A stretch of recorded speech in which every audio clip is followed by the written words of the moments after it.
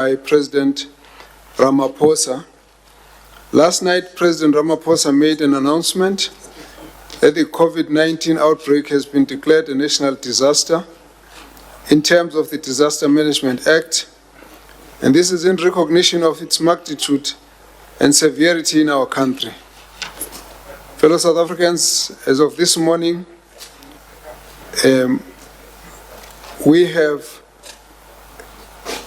as of yesterday, we were having 61 when the President announced. At the moment, we will talk about the 61, but I need to make you aware that we are also investigating another 4. But because of the system that we are using, we will not give you all those details right now.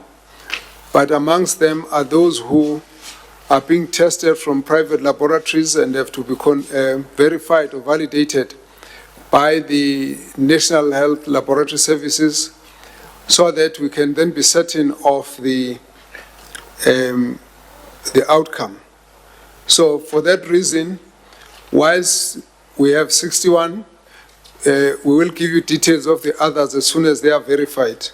And I'm only saying so because some of those are verified. You might be picking up stories about them. We just say to you, we are aware of them, but we will not announce finally until they have been verified, particularly where there have been already some media talks about them. But the numbers have increased, and the latest is that in Gauteng we've got additional 7, 33-year-old who had traveled to Spain, a 60-year-old female who had traveled to Austria, a 30-year-old male who had traveled to India, a 39-year-old who had traveled to the US, a 43-year-old female who had traveled to the US, a 50-year-old male who had traveled to France and the UK, a 37-year-old male who had traveled to the US, Dubai and Mexico. In the Western Cape, we indicate 2 right now. 39-year-old male who had traveled to Canada, a 15-year-old male who had traveled to France, and then in Limpopo, you have a 29-year-old male who had traveled to France and Netherlands.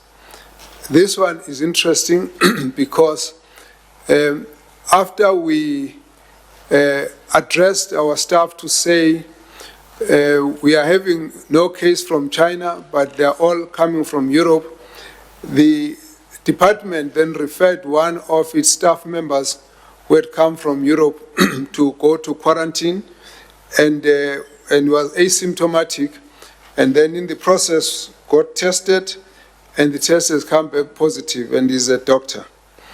So he had visited parts of France and Netherlands and had been put on self-quarantine because in discussion it became clear that he would need to consider that, and this has actually paid off. Then in Mpumalanga, we've got a 55-year-old male who had traveled to France, and again here it looks like we have here a medical professional who has also been found to be positive, but this is the case of imported case at the moment. Amongst those that we are investigating, we're trying to validate, because it appears that there may be already some who are internal transmission. So those cases of internal transmission will only be properly announced once we've got all the information, because for a start, it's not enough to just say was tested positive by a private laboratory. It has to be validated, but on top of that, we need to go into the history and try and locate the exact source of where that could have happened. In other words, we want to try and find who are they linked to. Can we find the contact that was the source of that infection? So it is important, therefore, that as soon as we get that information, we'll update you in a very in a statement. Another comment about the South Africans who have come from Wuhan. We did see a lot of you had covered the story and want to say thank you for that.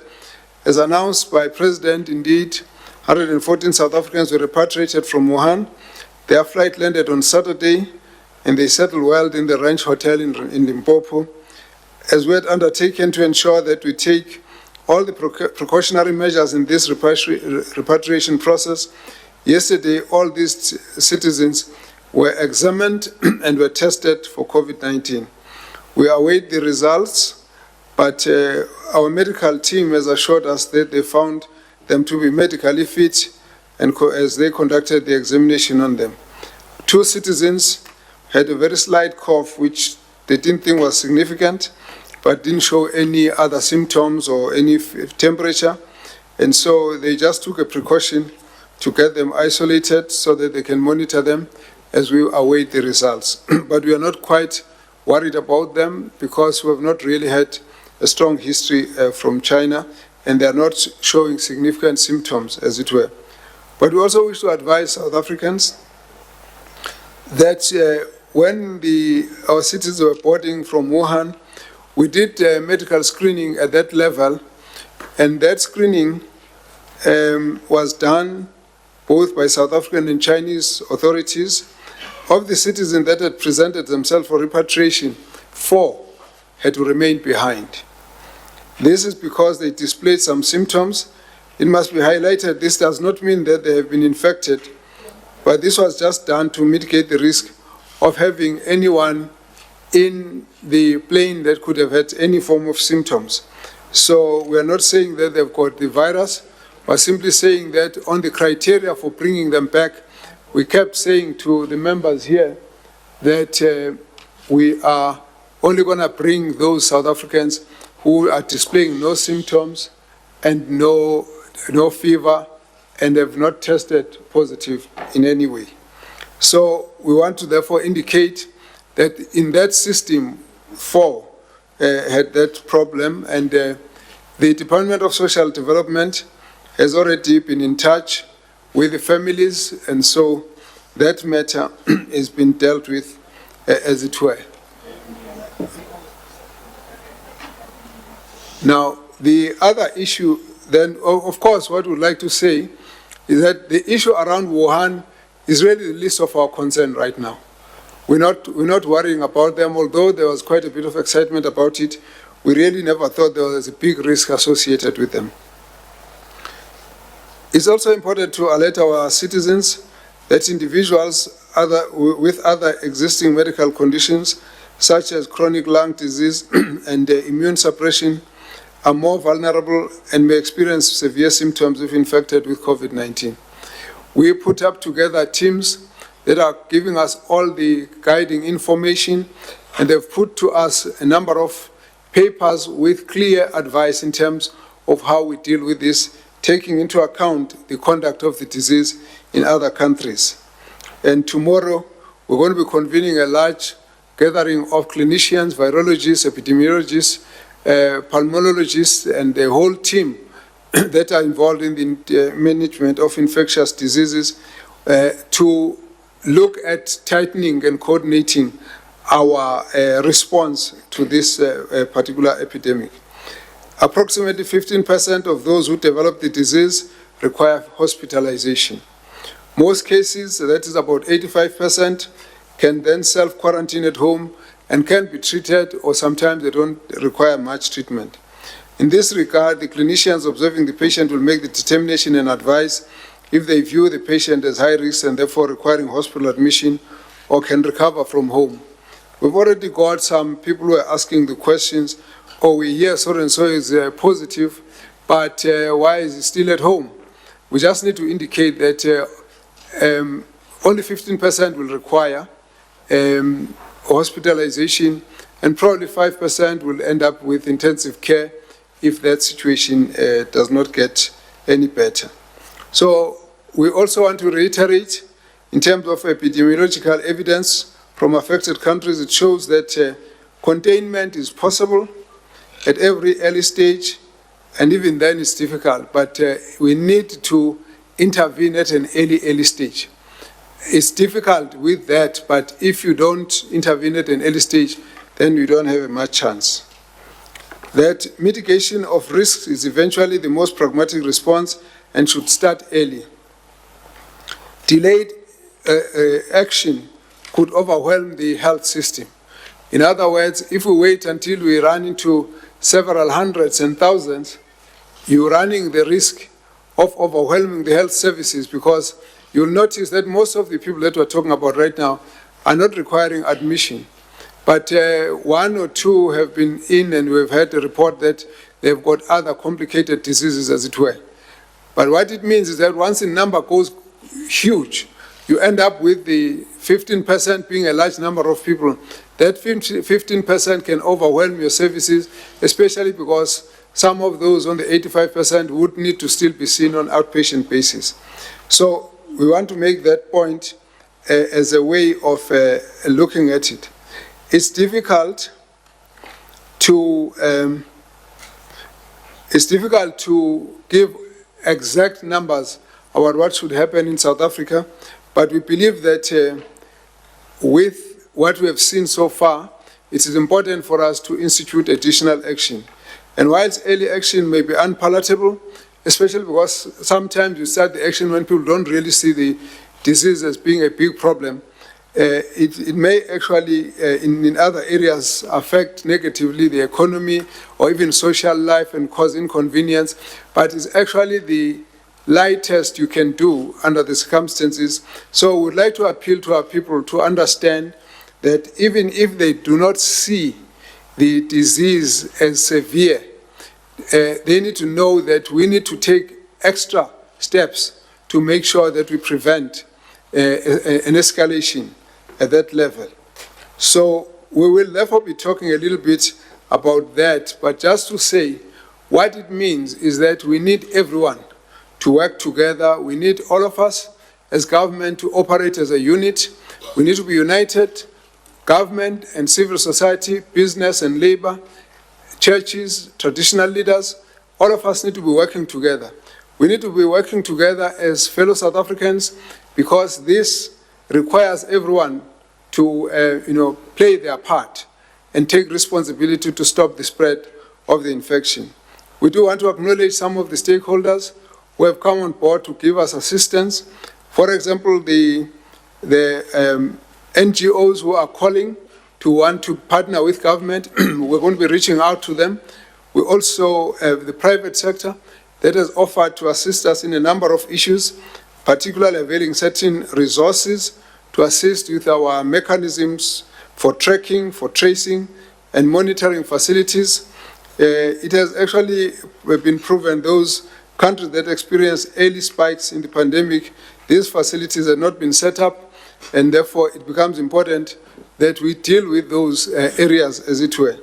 In some instances, as we are looking at the response, it becomes also important for people not to view this as an issue only for government. So private sector has also come on board in some instances to offer us accommodation to support the quarantining programs that we have spoken about next to the airports. So a number of these mechanisms, a number of these expressions of support are welcome, and want to thank the private sector for that, and want to call on more and more private sector to come in. Some of them have also contributed in various ways in communication and also in support on the quarantine in Limpopo and so on. So our call is for private sector to come on board. Each of the ministers will give us a sense of the actions that they will be taking on their side. But let me say that when the president declares the state of national disaster, and he therefore says that we have a national command council, this is a team of ministers and senior officials in government who will meet at least 3 times a week, that will be released from some of the activities to focus on our response on the issue of the coronavirus. if one may put it in military terms, let's say all along, in the past few weeks and days, we went through what we call preparation, where you prepare for battle. Then we went through another aspect which we could call reconnaissance, where you then collect information about the size, the location, the behavior of the adversary forces. In this case, that's what we've done with the coronavirus. We have actually seen that in the past week, this is today, up to day 10, we had actually increased from 1 to 51. That was actually doubling every second day. Now that for us is not just exponential, we think it's an explosive rise in the cases that are positive. Mind you, are still dealing with imported cases, which then becomes our biggest problem because each and every one of the individuals is capable of creating their own mini outbreak that can grow into massive numbers of people were you to deal with the contacts. The last we checked in terms of the contacts will probably be approaching 1,000 contacts. It's important for us to move ahead and try and suppress the curve. So the peak must not arise quickly. It needs to take a while to actually rise and then to reduce the speed at which it is happening. So we therefore have to move to the next higher gear, and I said using the military language, we therefore need to get onto the area of hard combat. Hard combat basically means we all now have to turn ourselves into soldiers, ready to fight. When we say so, we're saying that every South African is a soldier, because each and everyone has to take responsibility to fight this infection. And it's not as simple, but it's going to be very hard. But just so that you have a sense of the lie of the land as we move into the future, we are determined to suffer as few casualties as possible. We are determined to deal with this outbreak. We're also determined to take hard decisions, if need be. And therefore, the first phase where we are, we're going to be taking decisions where we're calling for restrictions. Restrictions is the mildest form of limiting contact from person to person. The president has taken advantage, has made use of Section 36 of the Constitution. That basically says under certain circumstances, we'll have to look at what restrictions have to be imposed to help to deal with a situation which is a problem for the nation. So on that basis, this is the first step.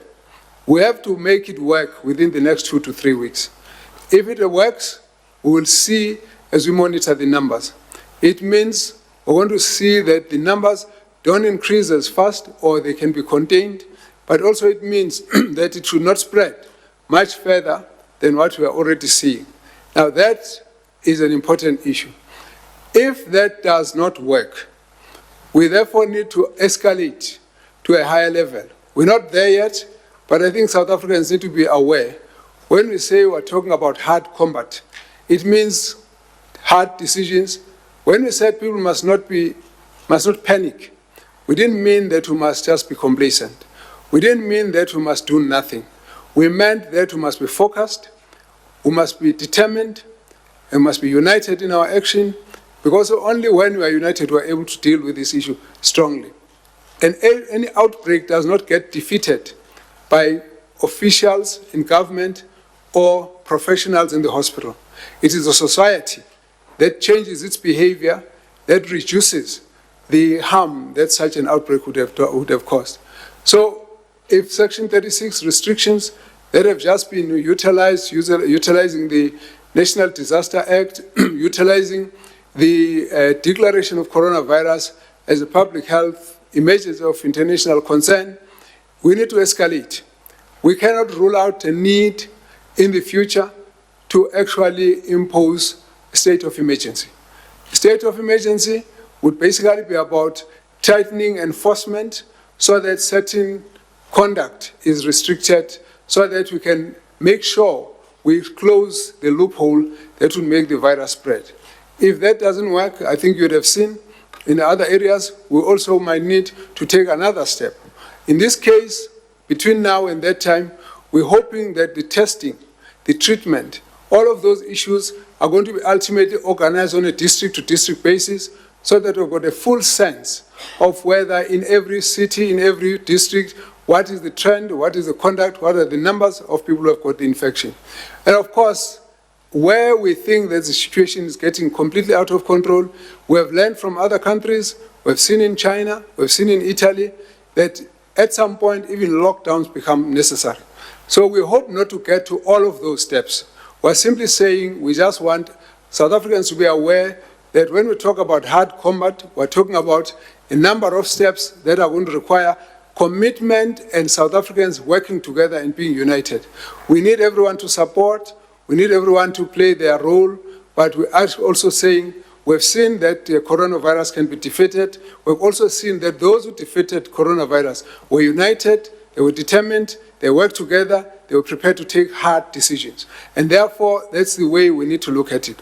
Having said so, I want to come back to say where we are. We have actually heard the President has spoken about restrictions on travel. Your Minister will be able to give you more information about that. We've spoken about having to need to increase testing on those who are returning and increase quarantine on those who are returning. We're going to be setting up our system to do that.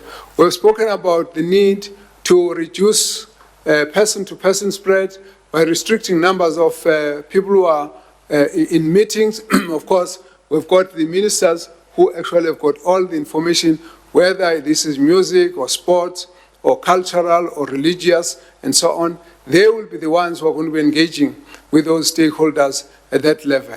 We're going to be also looking at, I'm sure the minister will be able to give you a little bit more of elaboration about restriction of visits to correctional services.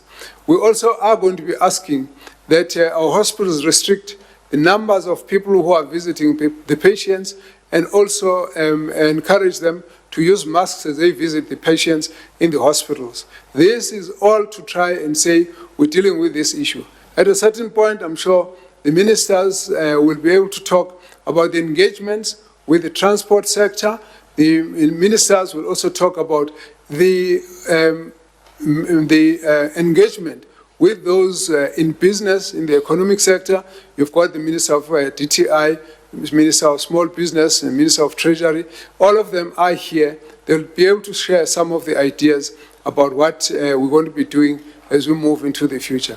All we're calling for is that all of us need to work together, united as South Africans, to face a common adversary, which is a virus that is rampaging all over the world, but those countries and those nations that have been able to defeat it have been able to work together. We have seen the cases in South Korea where 60% of the cases that are referable for testing actually emanate from an experience of one church that actually was convened in Daegu. And so we must say that the decisions that the President and the Cabinet have not taken them lightly. It's important for us to be upfront to say it's going to be difficult, but we'll make it. We need to work together as we go through all of that. We are intensifying our testing mechanisms. We have actually said that we want to increase capacity for testing. We have asked the laboratory services to work together, the public and private. I met them on Saturday. They need to operate as one system. Doesn't matter who owns which laboratory system. At the end of the day, everything gets coordinated by the National Health Laboratory Services. This is to make sure that we've got reliable data. This is to make sure that we've got validation and our quality of technical screening and testing is not in doubt. This becomes very important to us because it's the intelligence, it's the data that tells us the conduct of the disease. We're meeting the physicians tomorrow. We also want them to operate as one team South Africa that's dealing with the issues of prevention, that's dealing with the issues of testing and issues of management of those particular patients. It's again important that we will back them up. If a doctor believes that the patient must be treated at home, we leave the doctor to treat the patient at home. If the patient must be admitted, we leave the patient to be treated at that level. We're also talking to the private hospitals so that they must make available some of their facilities on demand to the government patients when necessary. We've also asked all the MECs to go into every. You remember before we had asked that to designate a number of hospitals. We spoke about 10, 11, 13 hospitals. We said, no, it's no longer necessary, it's no longer enough. We now need to designate district to district, there must be facilities there.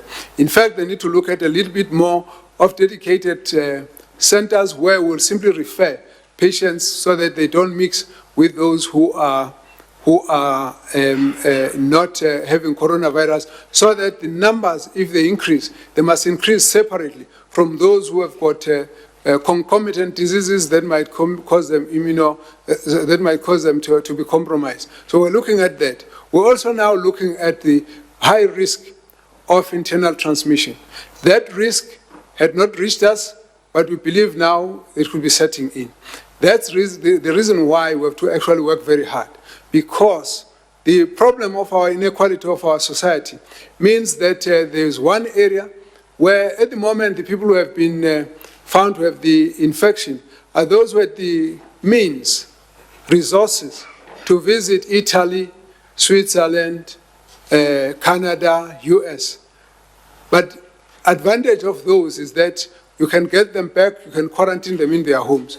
Once this infection begins to spread in the taxis, in the trains, in the informal settlements, it's going to create a new dynamic. That will mean that we need to create quarantine facilities. So we asked all the MECs to start looking at possibilities of creating facilities for quarantine if necessary. And you'll understand as well that when we say quarantine, it means someone might have to move from their homes. So when we talk about how we progress in the next 2 to 3 weeks, we will be we'll be looking at how all of these are panning out. And therefore, at a certain point, we will be able to make the necessary calls as to whether the current measures are enough to contain the infection. But what we are saying to all South Africans is that, led by the President and the Cabinet, we need to form a united force behind government and all the leadership in our country, because at the end of the day, this outbreak can only be defeated at the level of our communities. So issues of increasing possibilities for hand hygiene and general hygiene, ensuring that the coughing, the sneezing does not spread. Also encouraging people to spread to make sure that they keep a distance against each other. It's going to be very, very important. I'm sure at a certain point, Minister of Police will also talk to us about what they're going to be encouraging to be the situation, because it won't help us for people to drinking the whole night until the morning when we've got a situation like this. What kind of ideas we should be thinking about in pubs and some of the places, so that we must really make everybody understand that coronavirus is going to be attacking us at all levels unless we're prepared to fight and work together and strengthen the measures that the President has actually already given. We want to thank the President and the Cabinet for moving in this direction.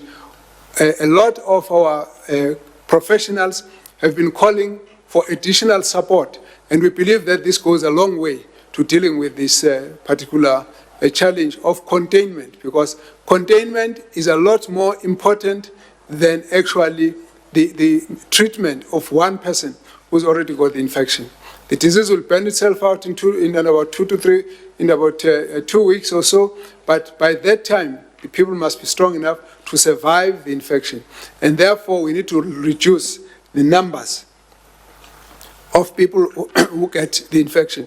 We've also got calls of support from the Ambassador of the United States, who have also taken our request on getting the PEPFAR.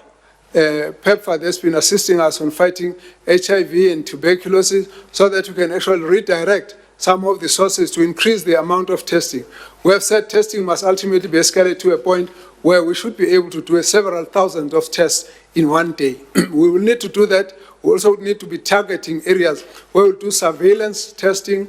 We have spoken about the situation of students who might be been exposed in the University of Witwatersrand. We're working with them to look at what do we do to contain the numbers of contacts and also to advise them on quarantine. People don't have the same level of risk. There are those who are high priority risk, and then there are those who are lower and intermediate kind of risk. Our teams are going to be working on that. Our universities, our schools are going to be looked at, and so the ministers are here to talk about all of that. So for today, what we're going to request is that you're going to ask questions, and all the ministers will give you information. But in the event that you didn't ask the question and the minister is aware that there is information you need to get, we'll ask the minister to answer the questions that you haven't asked. So thank you very much, colleague Minister Mthembu. If we could take the questions, and then all the ministers are here, we have the time to take you through and deal with all the issues so that you understand the details further. Thank you very much.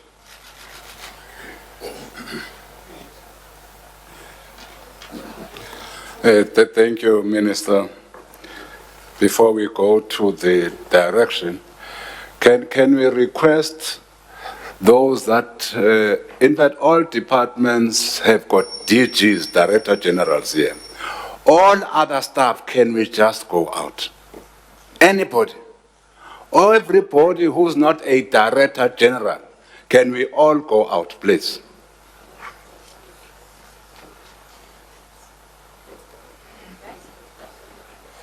And protocols, can you assist us with that line at the back? I don't see DGs there. I don't see DGs there.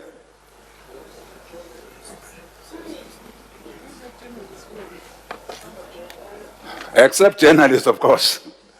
Except those who are journalists. But those who are government staff, we are requesting you to just go up there. I know that a place has been arranged for you, colleagues. Now,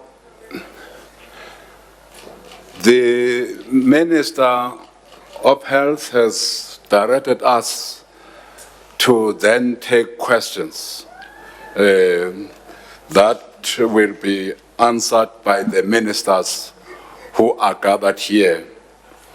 We will take that route where we will then invite questions from all of you, which will be answered by our ministers and deputy ministers who are in attendance. Colleague there, we'll start there. Of course, if I don't see you at the back, you'll have to stand up so that we are able to see you. 1, 2, 3, 4, 5, 6, 7, 8, 9, 10. We'll take those hands for now. We'll come to you, colleagues. Thank you very much. Can we start? At the back? Yeah. No. There is something that you can press that will make us to hear you. Is that all right? That's correct. Hi, Minister. Genevieve Quintal from the Business Day. I've got a few questions. Firstly, just a clarity from the Health Minister. When you said that you're also talking to the private hospitals to make available facilities on demand, has there been commitment from the private hospitals on that? Also, how many ICU beds are there in the public sector, in the private sector and the military? And can you call on the private sector and the military when you need more hospital beds? On education, the plan for higher education institutions, schools were told to close, but not higher education institutions. Why not? And what's the plan there? And then on transport, for the Transport Minister, what are we doing about public transport? Many people in this country have to use taxis, trains. What happens there? What are the conditions in terms of that? And then in terms of businesses, the President yesterday said no gatherings of more than 100 people. But there are some businesses who have open floor office plans with more than 100 people on the floor. When do you start telling businesses? Can we restrict the number of questions as well? Okay, so that's my last one. So that everybody has a chance. That's my last one. Thank you. Sorry, Minister. Second one. At most, maybe let's first start there. Can we agree, colleagues, that at most 2 questions? Because all people want to ask.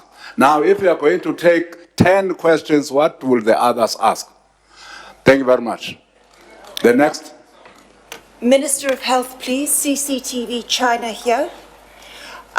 This is a state of disaster. There has been mention of a state of emergency as a possibility for the future.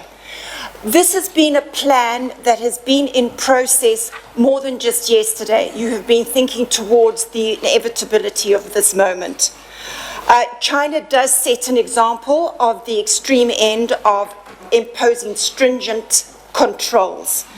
Is that the direction we're going? Do we see China's example in this?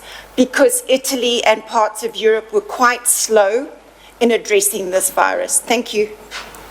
Thank you. Next. Antoinette Slavert from Rapport newspaper. Can you please give us some information about the financial aid package? And then also at this stage, what happens if people don't adhere to the guidance given by government, and how will that change when we move towards a state of emergency? Thank you. Next.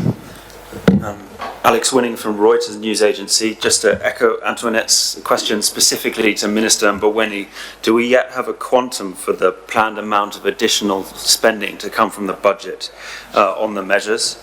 And the second question is about the restrictions on the ports of entry. Are there also restrictions on goods entering South Africa? I.e., are we likely to see shortages for any retailers or anyone else who imports a lot of goods? Or is it just people that are being stopped from entering if they're coming from high-risk areas? Thank you. Thank you. Next. Ministers Mareike Vermaak from AFP. Just to clarify, the President spoke about visas being annulled and stopped and stuff. Can you just clarify what happens to foreign nationals that are in the country at the moment on working visas, on travel or holiday visas? There's obviously a certain amount of anxiety amongst people that are here, whether they are going to be moved out, do they stay here, how do they renew and extend visas? Thank you. Next. Good morning, Criselda Lewis from SABC Television News. Just some details on basic education. What happens to the program, the school program going forward? Is there anything in place currently to have a catch-up program of some sort? Higher education, if the Minister can please share some details on that. I know graduations at the University of Johannesburg, at Wits, classes there also affected. And do we have any commitment on the churches, for example? We're heading towards the Easter weekend. Is there any commitment from the churches, including the ZCC, for example, not to have the congregants go ahead with Mass? Were you the last one? Good morning. No, sir, I'm the last one. It's Govan. Okay. There's 2 more hands here, sir. Okay. It's Govan here from ENCA. To the Minister of Health, could you please confirm which part of the country you suspect the local transmission occurred at? Secondly, considering the rate of travel and diplomatic nature of the work, can you confirm if the cabinet has been tested for coronavirus? And then lastly, with the issue of taxis, sir, will the government be setting up any disinfectant sites at the taxi ranks around the country? And what is your plan for the passing around of money in taxis, which has been found to carry the contagion? Thank you.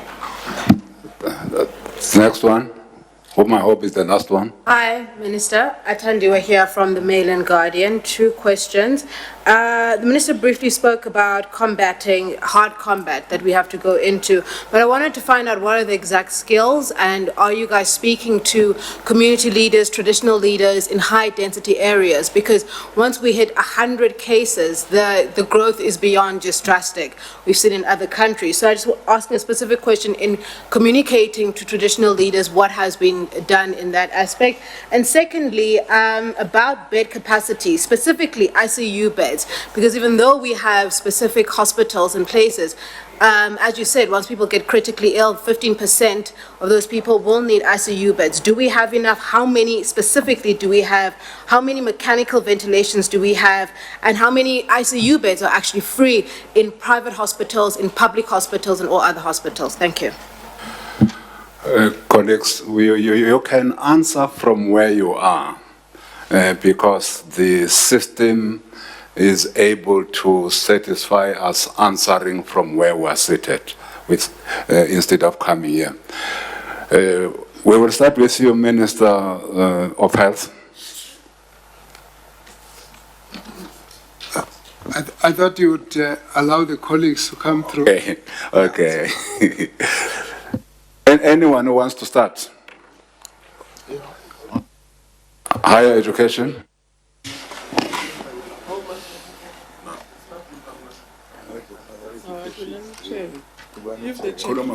Oh, okay.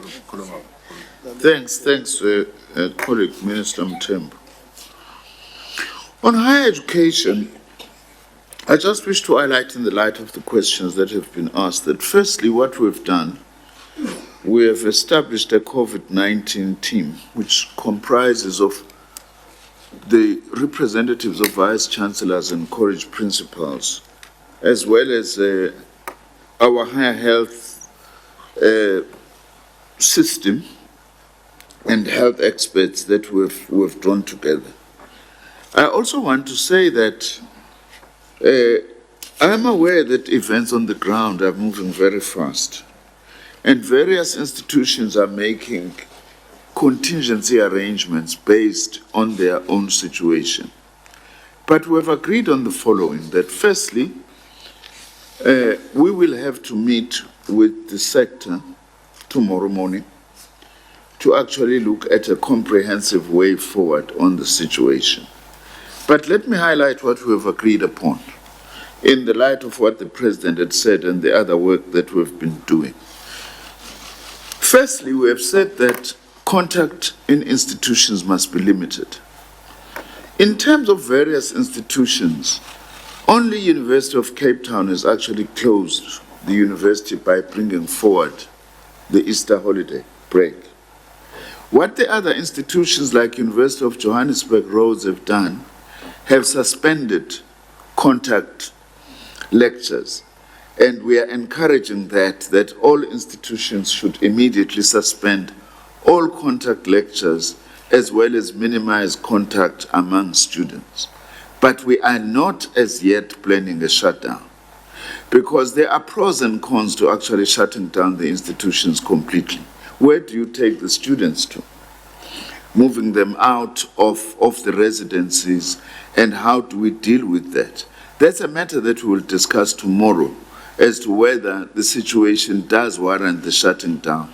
As of now, most institutions have said, we've agreed, they will limit contact, suspend lectures, use online more, and then manage the situation of students in the residences such that we minimize contacts and we are in better control of the situation. What I also need to say, Minister Mthembu, very quickly, that the guidelines that we have agreed upon is that all major gatherings must be cancelled or postponed, like graduation ceremonies, major sports events, in line with the direction from the President. So is all international travel that must also be cancelled and be postponed, and use alternative means of carrying out those that are most important, like using technology. And all individuals who have traveled from outside the country, when they come back, they will be tested, and where there is necessity for quarantine, we've asked the institutions working with the Department of Health to do so. And also every institution we've agreed must develop a communication strategy. And all student health clinics are working very closely with the Department of Health to ensure that we are able to manage the virus better, working also with the National Institute of Communicable Diseases. Let me just end by just specifically highlighting the two institutions which have had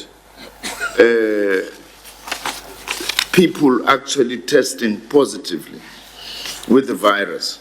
Wits University, to begin with.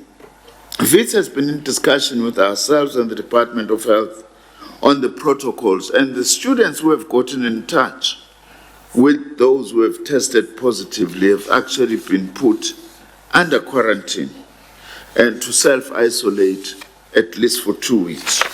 And we are continuing to engage with WITS and the Department of Health on this score.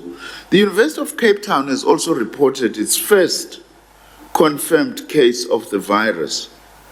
And in this instance, it's a lecturer who had tested positive, and the institution at Mays has made a decision that in the interest of its staff and students, and in the light of the President's statement last night, is bringing its vacation forward by a week, and the students have been asked to leave the residences within 72 hours from yesterday. Thank you. Thank you. Since we're speaking education, let's continue with basic education. No, thank you very much, Chair. Chair, in terms of the basic education, we had a teleconference with all provinces this morning to look at the implications of the President's announcement. So all provinces were represented in the teleconference, and we estimated that we will be losing 10 days, because it's 2 days this week, and it's a week after the vacations. And we've agreed that I will give a notice where we formally give a notice of the change of the school calendar, which will mean that in June we reduce our June holidays, and then again take other 3 days in September, so it makes up for the 10. So that's how we felt we should deal with the 10. But in the meantime, we felt that it gives us a very good break, long time to do things that sometimes we're unable to do, like intensifying some of our programs which don't require physical context, like the Read to Lead campaign. So heads of departments are going to be changing notes today, and by Wednesday we'll be able to say what needs to happen. We've also sent notice to schools that they should, as I say, taking advantage of the long break than anticipated, that schools must give children more worksheets to work with families, to give them their books, because normally schools keep the workbooks at schools. So those are the arrangements which are done school by school to make sure that children go with lots of work at home and appeal to committees and homes to assist them. But basically, formally, the way we hope to make up for the lost day is to extend the school days. If we go beyond 10 days, we might extend the year even with a week longer, just to make sure that we cover the curriculum. So that's what we agreed as MECs this morning. But as I say, heads of department are going to also interact amongst themselves, and will be able to give further details if need be. But that's what we agreed on this morning. That we'll be announcing that schools are formally closing tomorrow, and they'll reopen on the 14th, unless there's any other notification or information. Minister Mteto.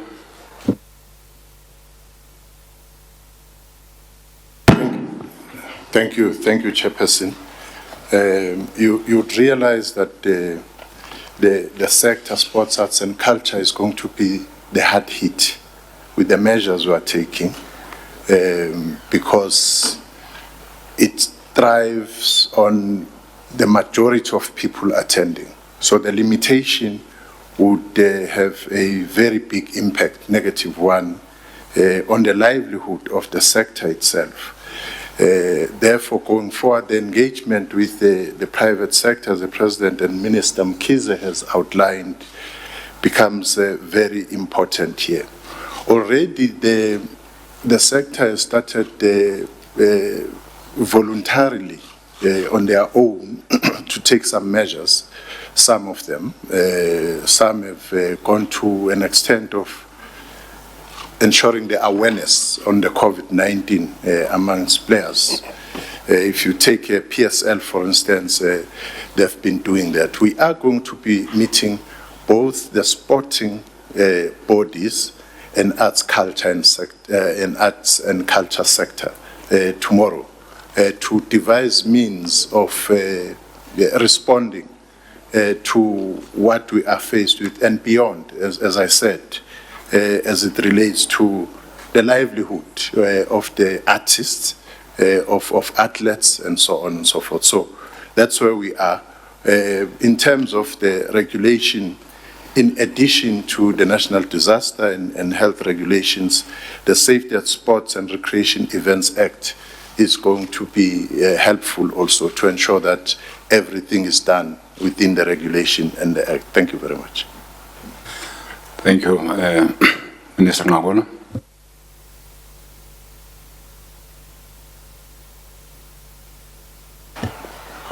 Thank you very much, Minister Mtembo, and thank you, colleagues, ladies and gentlemen of the media. There was a question about possibility of using military hospitals and private clinics. I can attest to the fact that we've issued a directive that all military hospitals should have isolation areas.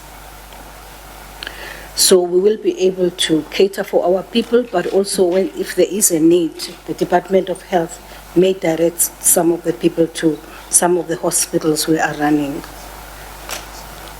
The second matter, we are looking at cancelling some of the major events which were planned by the defense industry in the country. Consultation is underway with the defense industry itself. I'm sure you'll recall that every second year we have what is called the Africa Aero Defense Space Exhibition, which is held in September at the Waterkloof base in Pretoria. It's a huge gathering of people, usually brings more than 100 defense industry companies from all over the world.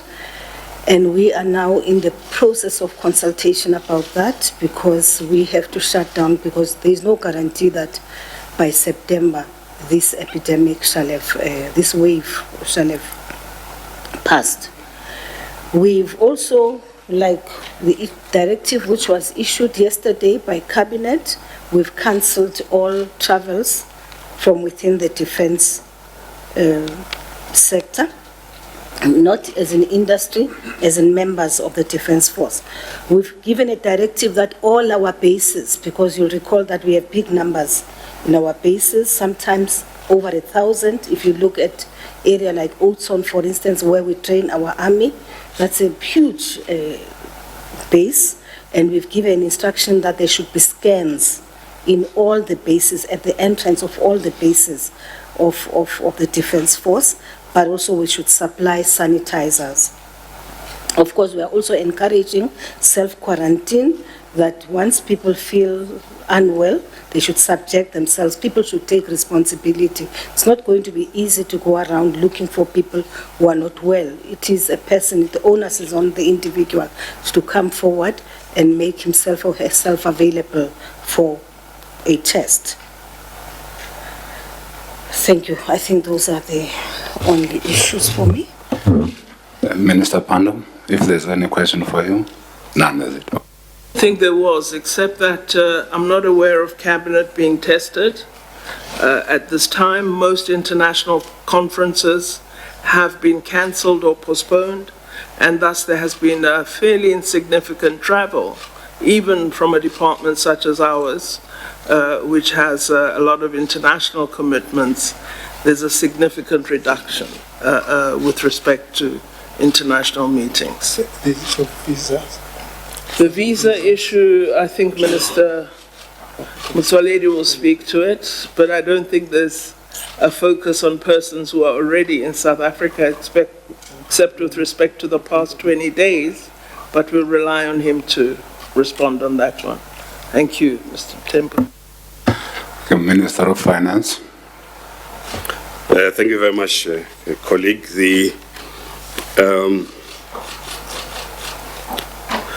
Well, I suppose the fundamental question that you're asking about is, at the end of the day, most of the activities have to be paid for.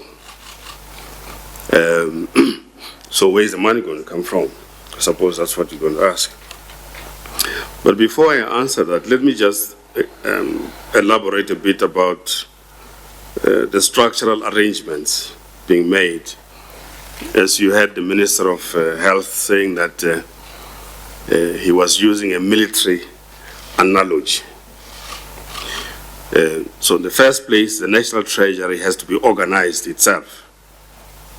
To that extent, they already have a National Treasury coordinating working group inside the National Treasury, which is chaired by one of the Deputy Director General.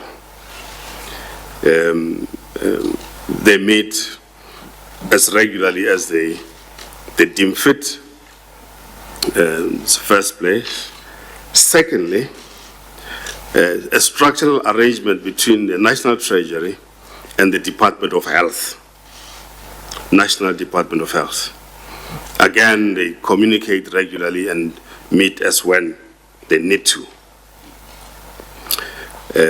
Thirdly, the Minister of Finance and the MECs of Finance will coordinate whatever needs to be coordinated financially.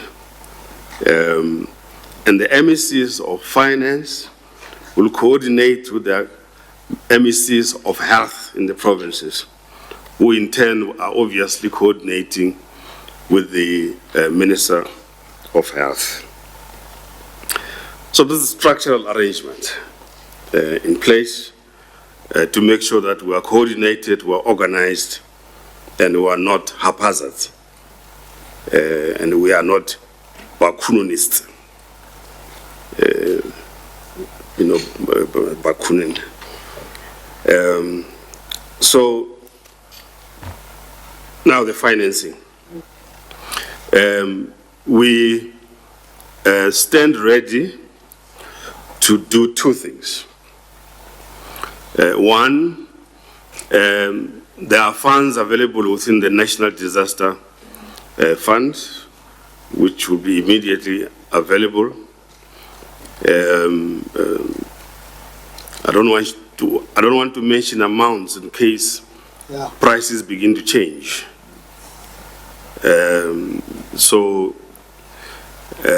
But funds have been set aside. That's the first thing. Secondly, as the situation develops, we will need to set aside further funding. That means we'll have to reduce programs throughout the government system by reducing the allocated amounts so that we can shift these funds towards this project, which we are all committed to achieving. Finally, two things. The National Treasury officials are also in contact with the financial sector regulatory authorities, which report to the Minister of Finance, in order to make sure that we have a coordinated approach as well as far as the banking and financial services sector is concerned. I think that's all that I can say for now. But let me indicate the key issue, the Minister of Health will come back to about this, is to make sure that we should not have a situation where we say we are unable to procure testing facilities or whatever is necessary. That's the urgent issue. So I'm happy that Minister Mtetwa is willing to suspend some of his activities so I can take some money from that and give it to the Minister of Health. Thank you very much. Minister Dlamini-Zuma. Thank you very much. From our side, the first priority now, which we started last night, was to do the regulations that will guide this national disaster. And I can say that those will be ready today. And the second thing is we will then have to communicate with our stakeholders, which are quite broad. That will include the provincial governments, including the COGTAs in the province, the municipalities, SALGA, traditional leaders, and the rest of civil society. The provincial governments, we are planning to have a teleconference as soon as the regulations are ready, so that they are on board and they can communicate with the municipalities. We will meet the stakeholders at various levels, but we also have to deal with we are in contact with the IEC, because the announcements have huge implications for the IEC, especially with the by-elections that which were supposed to take place this week. Some are supposed to take place next month. And it means the way we deal with elections has to totally change. So we are now in touch with them, and they may have to be in touch with the courts to allow the courts to extend the 90 days, so that we can look at how we reorganize how we conduct elections. Because elections, as you know, involves a lot of physical contact. You touch ballot papers, you give them to the voter touches the ballot paper, you take the ballot paper, you give it back to the official. Then at some stage, all the ballot papers are touched, being counted. So we need to just look at how we reorganize that. So we may have to postpone some of the elections so that we reorganize. And of course, also at the polling stations, normally political parties bring their people besides the voters. So there is usually far more than 100 people at every polling station. So all those things now will have to be looked at differently. And of course, in the communities, it means the functions in the communities, the municipalities must help us, and the ward councillors and so on, to make sure that the gatherings are not huge gatherings that take place. Also, we need to look at how we tweak the way of doing the IDPs, because some of the meetings are big, so we may have to fragment them. So there are lots of things, implications for our sector. And of course, we also, as a department, will cancel the travel, international travel, and even minimize the national travel. We also have to make sure that the sanitizers and all the things not only are available in our offices, but we must talk to municipalities to assist communities, because as a country and as a nation, we are very social in our behavior. And this social distance is very alien. So we need to really work hard to get those people, when they go to a funeral, when they come back, they wash their hands in the same basin. Then we may have to add an additional basin after they've washed that will have the sanitizers or the soap and water. So there are lots of detailed things that we have to look at in terms of how we deal with our social, because social distance is very alien. So without going into details, but we have to meticulously look at all the things that need to be changed, where we need to talk our people about. And of course, as the Minister of Health also said, people in the wards, in the municipalities, in the districts, a lot of them will not be able to follow the trend that we are at now of finding out that you were in contact with the person, self-quarantining, or even if you are infected, self-quarantining, because they just don't have that luxury. They will not have a room to themselves with their own toilet and all that. So we have to then, working as a team of government, identify areas in municipalities where people can be quarantined should the need arise. So there are all those things. There are many others, but I'll stop at that for now. Thank you. Thank you, Minister. Minister Patel. Thank you very much, colleague. The President noted yesterday in his statement that the virus will have a significant impact on the economy. We've identified 6 areas of work over the last few weeks that will seek to support efforts both to contain the spread of the virus, but also to ensure that we have the economic means to fight this. These areas, the first one is we've been monitoring the impact of the virus on the global economy and on critical export channels that South Africa is dependent on. Secondly, we've worked to secure supplies of basic public hygiene and medical stocks. Third, we've worked on industrial measures to protect against infection. Fourth, we're looking at the organization of industry to address potential downtime, short time, and shutdowns. Fifth, we're in discussion now on the measures to deal with the anticipated economic slowdown.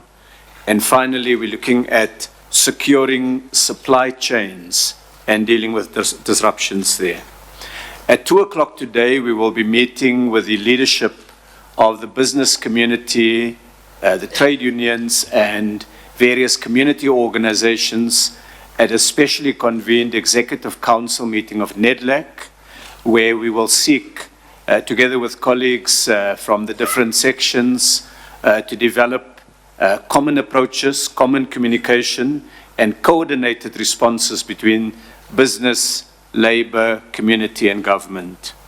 We've also been reaching out to a number of sectors. We've been in discussion with food and beverage sectors, steel, autos, the retail sector, particularly food retail, pharmaceutical companies, mining companies, and importers of basic products like wheat. On the securing of the supplies of public health hygiene stocks, we've looked at provisions of hand sanitizers, face masks, gloves, protective clothing, and test kits, analyzing and quantifying existing production capability in South Africa, and looking at what we need to do to scale up, what some of the constraints are. Some of these components are imported, and we want to secure those. In respect of industry measures to protect against infection, there was the Business Day question earlier about workplaces with more than 100 people. And Minister Ngesi will provide more information later after the NEDLAC meeting. But essentially what we're looking at is getting industries, every sector, to work on plans to limit the spread and avoid the spread of the virus at the workplace. So social distance provisions around canteens, clocking in arrangements, all of those will be rapidly worked through after the NEDLAC meeting. We're looking at industrial hygiene and mass cleaning of surfaces. And also, and this is a useful opportunity, seeing how workplace medical facilities could be used both for staff, but also in some instances, in appropriate examples, for surrounding communities. Some mining companies have already indicated a willingness to look at that, and that may expand the capability of the public health system. On industry organization, it's discussions will commence this afternoon on issues like short-time job sharing, the question of the UIF and WCA resources, all of that. Again, Minister Ngesi has been looking at the numbers, trying to identify what is possible, what's not, and further discussions will take place.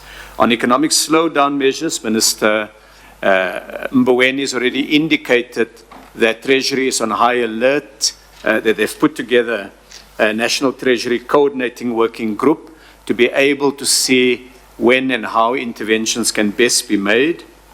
We're also looking at the work that can be done by development finance institutions to support companies, particularly in their portfolios that are currently struggling. And we will be engaging with the commercial banks and financial sector. On securing the supply chain, there was a question from Reuters earlier on the ports, and you'd have noted from the announcement by the President that it's principally land borders, and even there it would be the smaller land borders. On the sea ports of entry, only 2 have been affected, and only in respect of passenger and crew. So our intention is to get the goods movement in the economy flowing. It's important both for for getting essential supplies, but also because this is a critical source, obviously, of economic activity that we need. There are also critical industries that we've been talking to, from healthcare, food and beverage and so on, to make sure that they have their supply lines intact, not only the import supply lines, but also the domestic ones. And from the retail sector, they're optimistic that they can work on retaining their supply lines. Of course, we need to ensure that there's no panic buying, because that then leads to further panic in the retail sector. But what has been strong and important for us is that we have a domestic industrial capability to supply the basic goods, basic food goods, basic consumer goods, and so we're setting up and making sure that those don't get disrupted. Thank you. Thank you, Minister. Minister Malul. Thank you, Minister. I'm told that there are questions that have been posed, and I think we'll try to answer as part of our brief. Aviation is one of the high-risk sector, which enables high levels of mobility, and by extension, the spread of coronavirus. As this sector, we have put in place measures to mitigate the risk. Desktop exercise have been carried out across all our airports in accordance with the World Health Organization advisory to ensure that screening measures to limit the risk of exportation or importation of the disease are implemented without unnecessary restrictions to international traffic. Our agency at the airports, AXA, as you all know, has since procured, you will have seen at all the airports, and distributed masks for all frontline staff at all AXA airports. As an integral part in the airport operation value chain, the following are mandatory measures for the airlines and all handling agents. All airline or ground handling staff carrying out assisted passenger services, especially passengers with reduced mobility, are required to use personal protective equipment, which is referred to as surgical mask and gloves, when facilitating arriving international passengers. Passenger-facing personnel, particularly for all international arrivals, transfers, terminal, and the domestic recheck, are required to use surgical masks and gloves.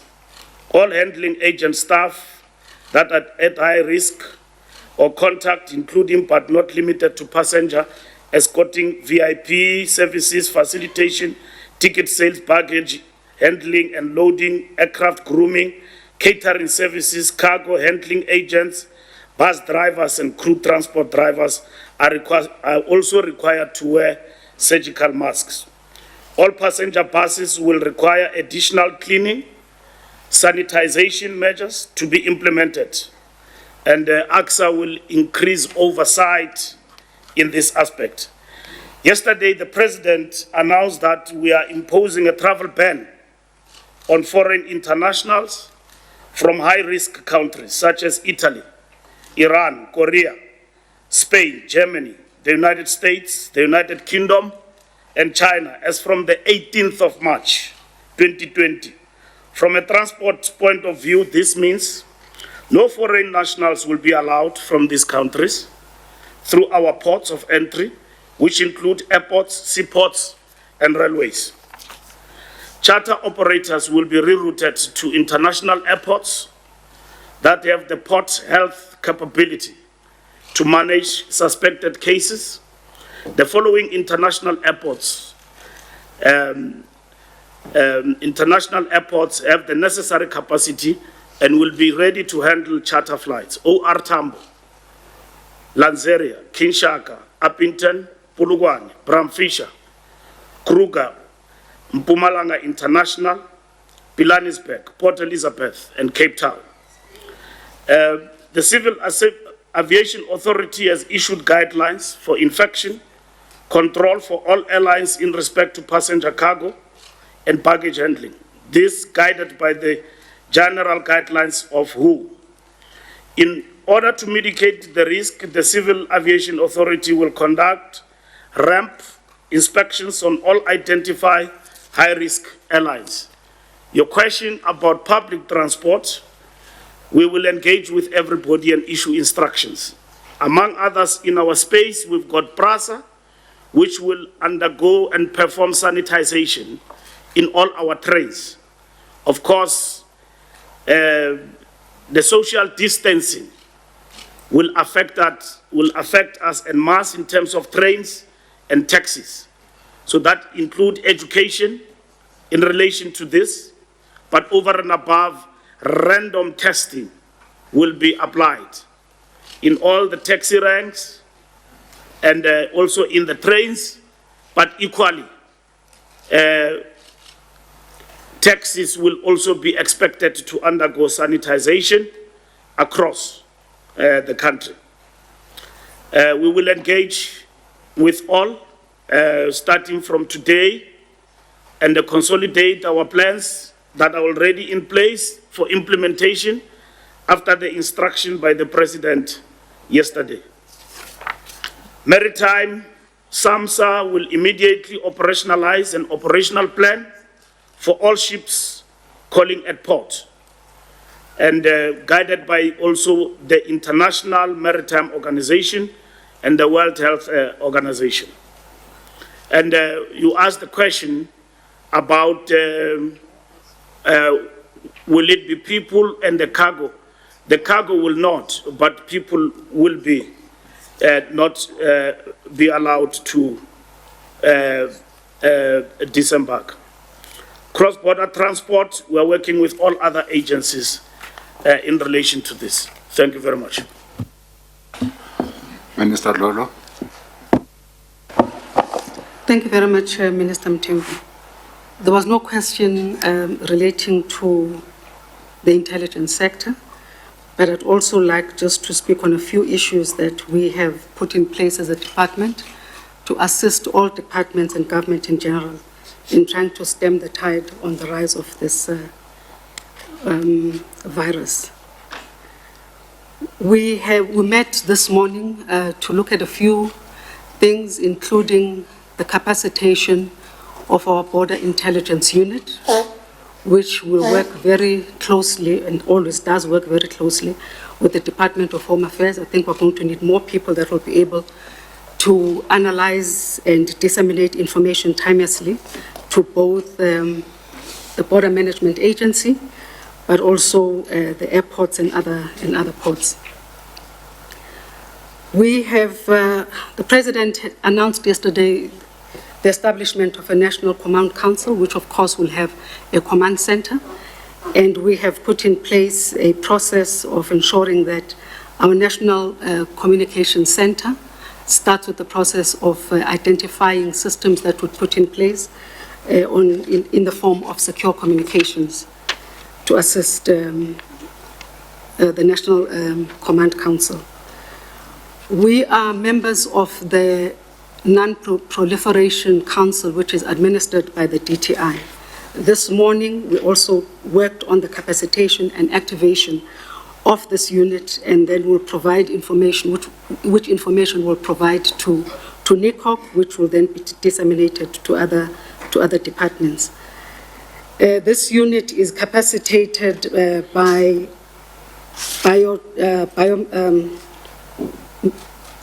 people who are qualified in biochemistry, who know the work of biochemical pathogens, microbiologists, and they will be the ones that are going to be working hand in glove with the Department of the DTI and also with the Department of Health to provide what we do, which is counter proliferation. That would be the analysis, the collection of, from a counterintelligence perspective, and analysis of the information that we receive from time to time.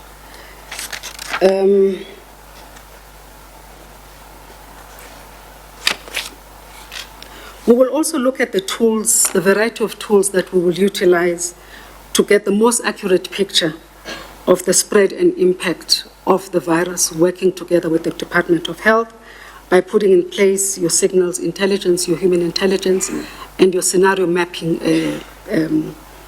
scenarios, so that we can be able to look at information as it comes in, analyze it, be able to sketch scenarios, and be able to come up with a product that helps the department and also government to take decisions. Thank you. Thank you very much, Mr. Kupainguan. Thank you very much, Chairperson.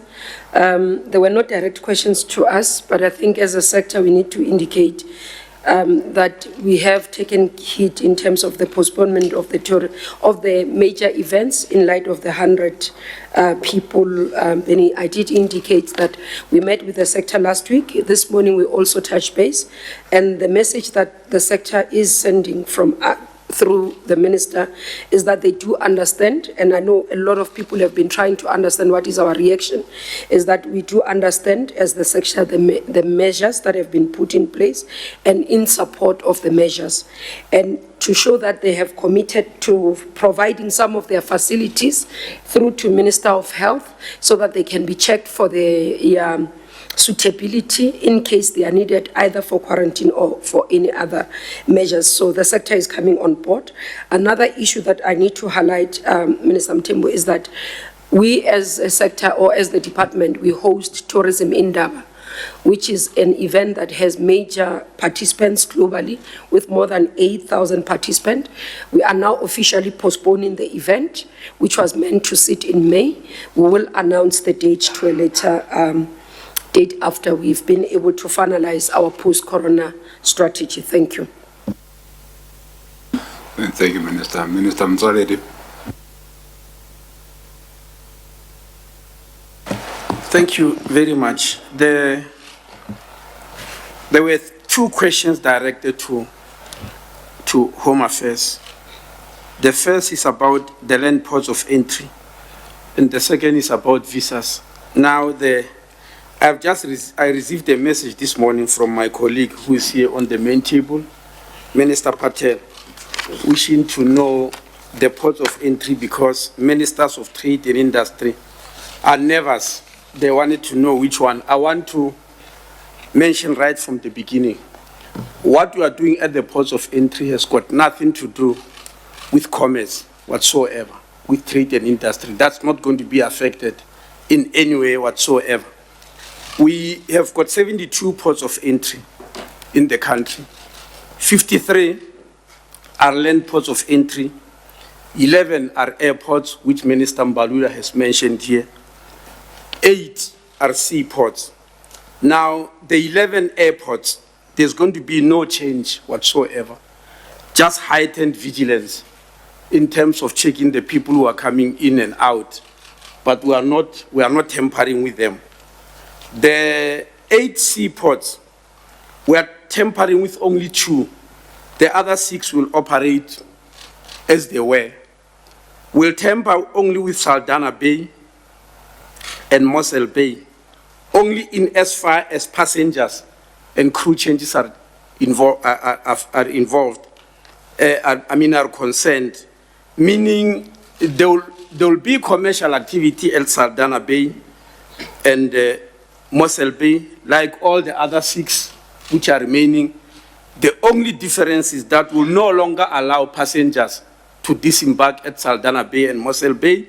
and we won't allow crew changes. Crew changes is if a crew that has been at sea, they are now tired, they disembark and get inland, and then a fresh crew gets on board and move on. That is going to stop. That's the only thing that will happen on the seaports. Now, the land ports of entry, which I said are 53, we are closing 35 of them.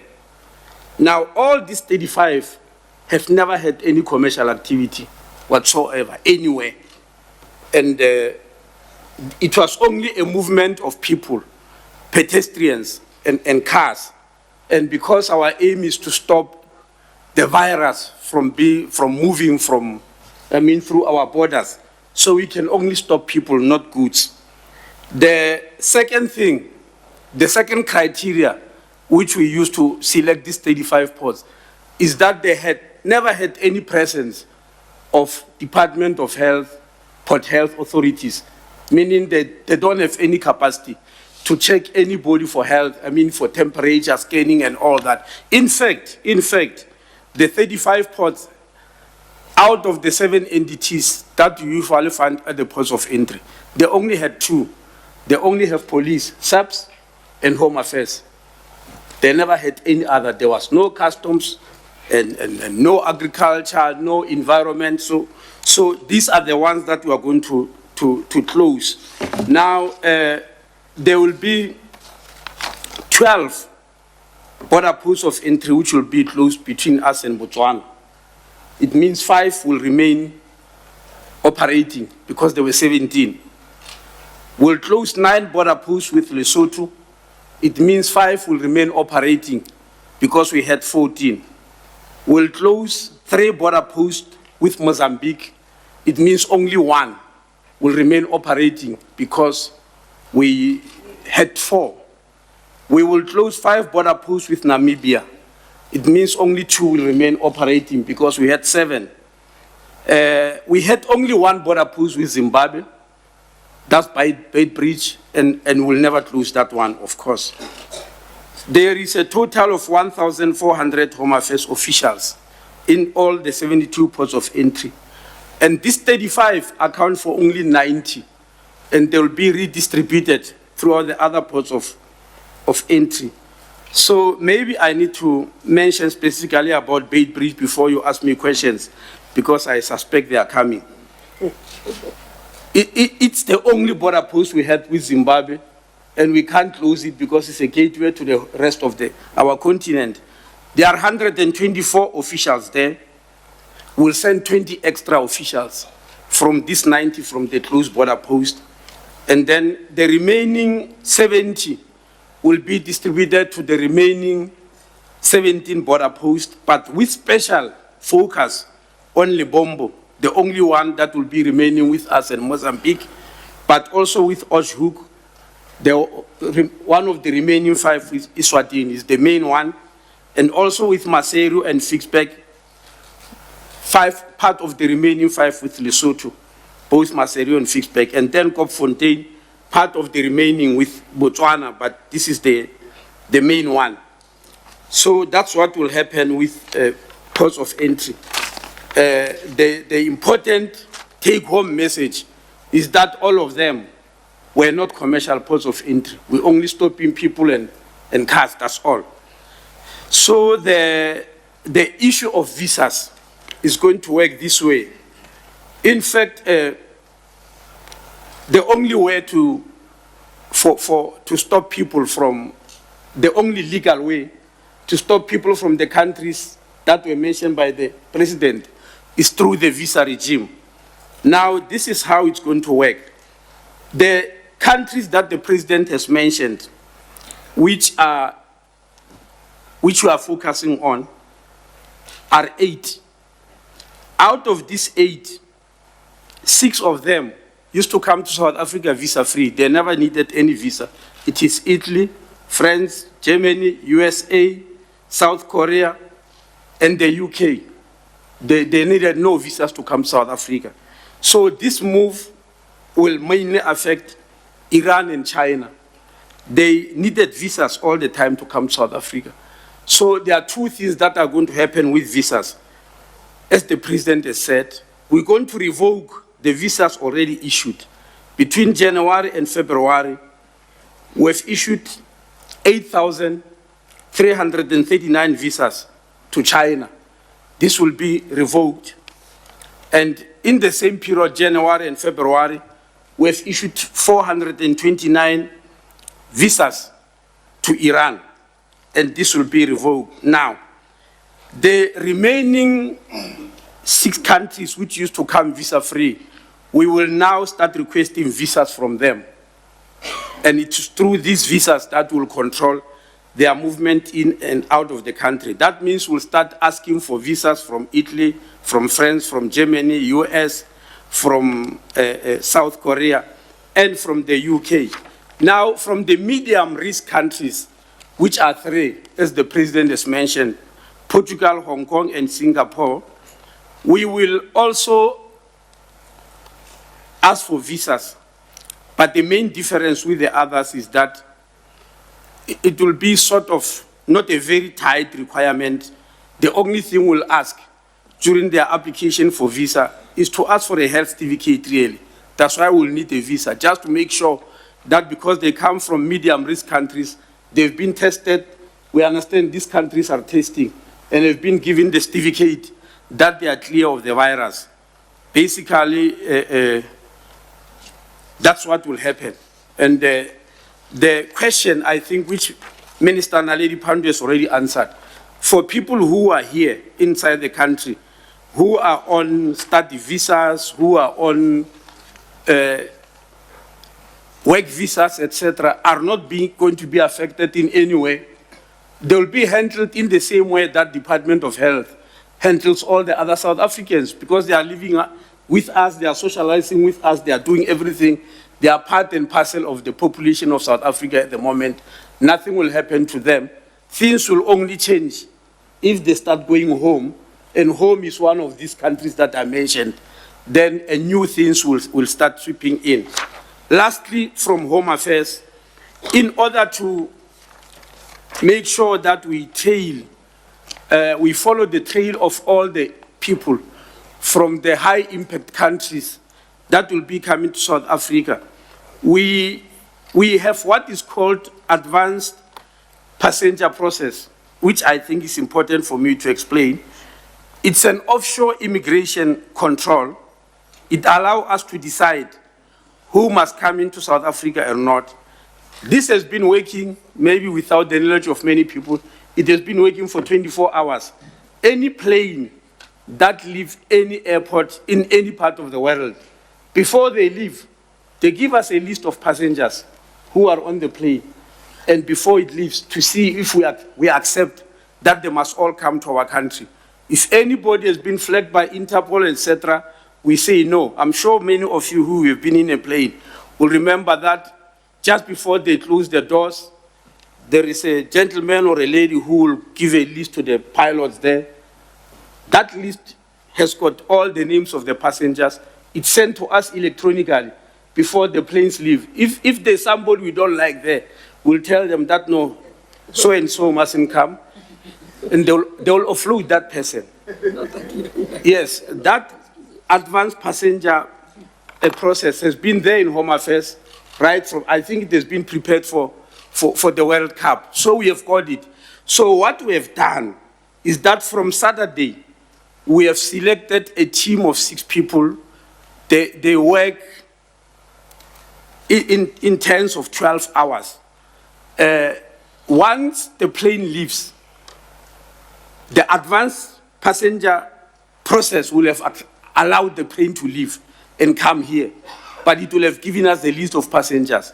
These 6 people, 3 each, will then have the whole night, because most of the planes we are talking about will be from Europe, to check each and every passenger, to check their profile, because some of them might come from a different country, and might come from the country that is focused on, but go through a different country.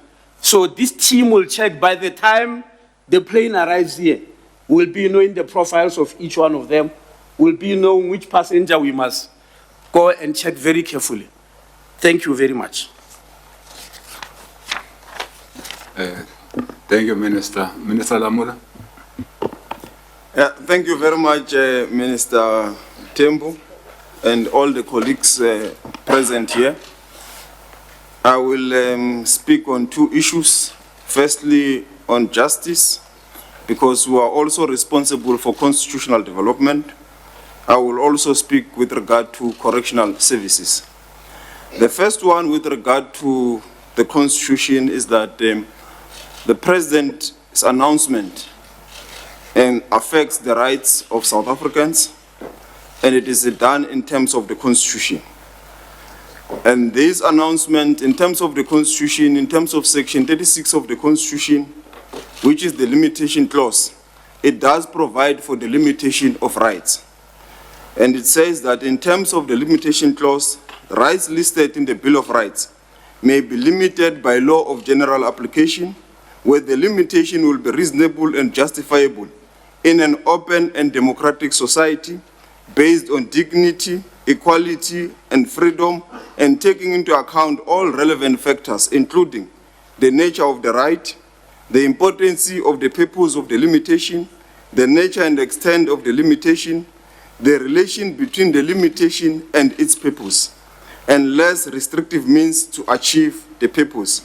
I'm reading this in the Constitution for the purpose of the public, so that even the members of the media could be able to help the public understand some of these constitutional provisions which the President relied upon, including the Cabinet, to limit the rights which we are limiting in terms of the various laws. Minister Mtetwa spoke about the sports laws, Minister Mkize spoke about the health regulations and the health laws, and Minister Nkosazana Dlamini Zuma spoke about the Disaster Management Act. So all those laws are going to be used to limit some of the rights during this containment of the virus. And they will be anchored with the two laws in terms of the health regulations and the Disaster Management Act. I just want to read the Disaster Management Act provisions, which I think might also be beneficiary to the public.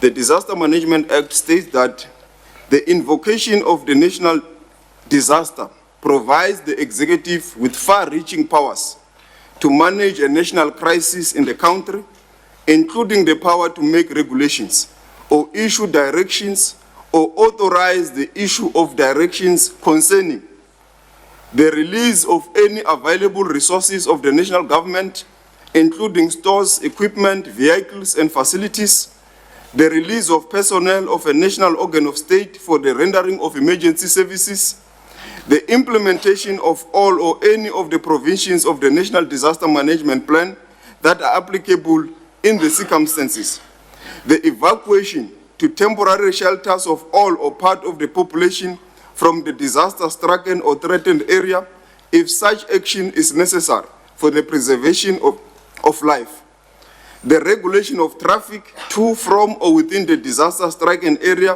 or threatened area, the regulation of the movement of persons and goods to and from or within the disaster-stricken or threatened area, the control and occupancy of premises in the disaster-stricken or threatened area,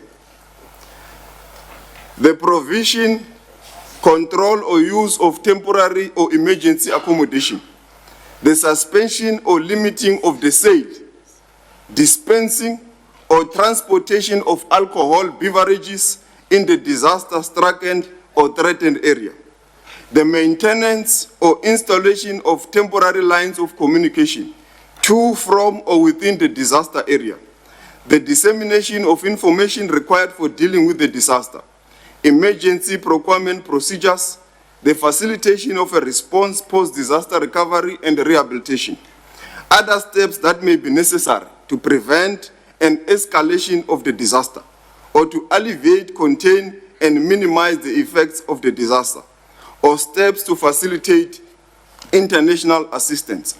I'm reading this so that the public will also understand the measures and the available statutory that is at the disposal of the executive.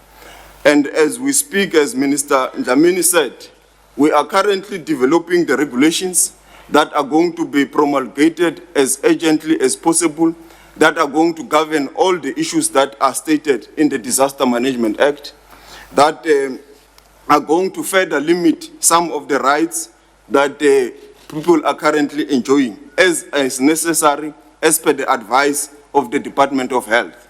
So the decision of Cabinet, one of the questions was that are we using best practice from China or anywhere in the world to learn in terms of putting the strongest measures possible? Yes, we are going to use and put the strongest measures possible available in terms of the regulations. What the law permits us to do, we are going to do it, and what will enable us to be done to prevent the disaster is all the options are on the table. And we will be guided by the Department of Health, whatever measure or instrument that will be needed by the Department of Health to contain the virus. We are going to look into the laws, and when the law allows it to be done, we are going to do it. And if there is no regulation which allows it to be done, we will promulgate it without delay. And we have also been, we want to also thank the members of the legal fraternity across the country. Some of them have already volunteered their services. They are saying they will help us, and some are already helping us with various work that relates to various work streams in relation to this. And they are doing so voluntarily. So this situation calls for all of us South Africans, and we want to also thank them. One of the issues that Minister Mkhize spoke about is an issue that might need to the escalation of the, in case there is a need to escalate. As we have said, all options are on the table. But at this stage, we really believe the options that the Department of Health want can be done through the various regulations in terms of the Disaster Management Act, and they may at this stage, at this phase, be sufficient. But if there is a need, and I must state that the declaration of the national state of disaster, to the best of our collection, has never been done before for the whole country, for the whole nation. So this has been the most measure that has been applied by this cabinet at this stage, and we believe it is necessary, and it is also the strictest means by which we can limit the rights at this stage. If, as Minister Mkhize said, it does not, there may be some other strengthening we may need to do, we will invoke the powers under the State of Emergency Act of 1997, as read with Section 37 of the Constitution, which states that the declaration of state of emergency to be made by the President by proclamation in the Government Gazette. A state of emergency may be declared in the Republic or in any area within the Republics in terms of Section 21A of the State of Emergency Act. I'm giving you that this is it will be an element of last resort if there is a need. And we are also showing or indicating to you that we are putting all options on the table, and we will use all the necessary means as guided by the Constitution. And again, the department is currently drafting the regulations to be ready in case there is a need for the declaration of a state of emergency. And the next one relates to correctional services.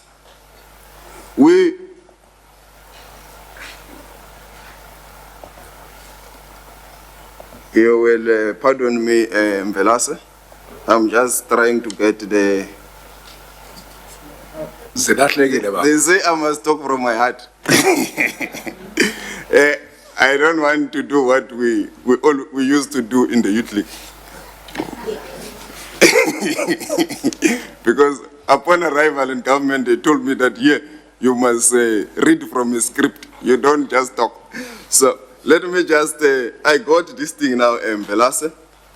With correctional services, in terms of the announcement by the President, is that we are going to operationalize to sanitize all correctional centers.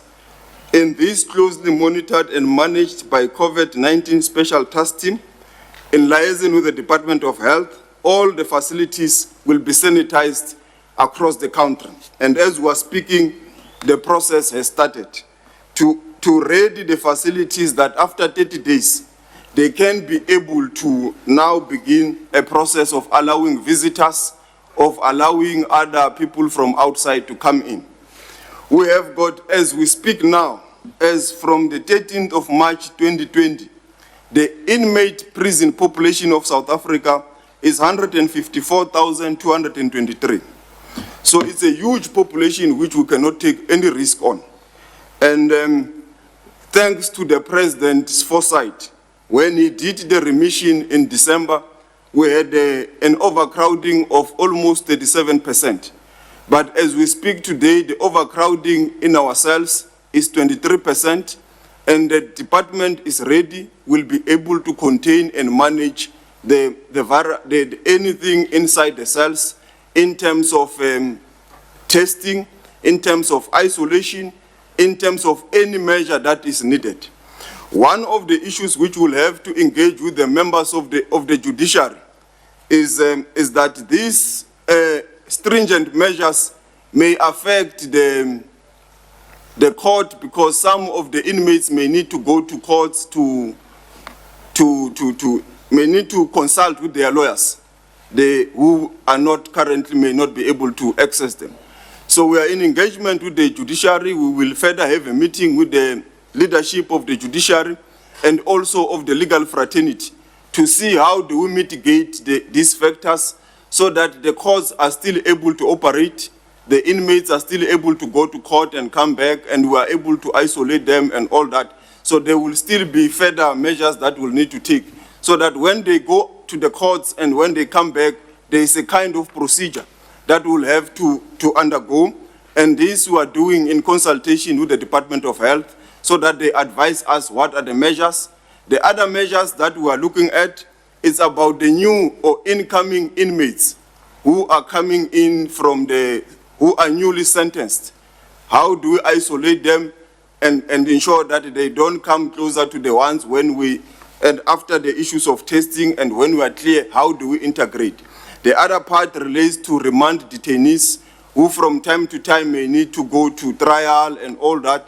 So there is various categories of the inmates that we are currently in consultation with the Department of Health, the judiciary, and everyone. How do we manage that? And including with the courts, there is still further discussion, but at this stage, we expect that the courts will also have to comply with the issue of 100 people in the facilities, because that is now what is expected. You know, sometimes our courts, there are lots of people who wants to go and observe the proceedings and so forth.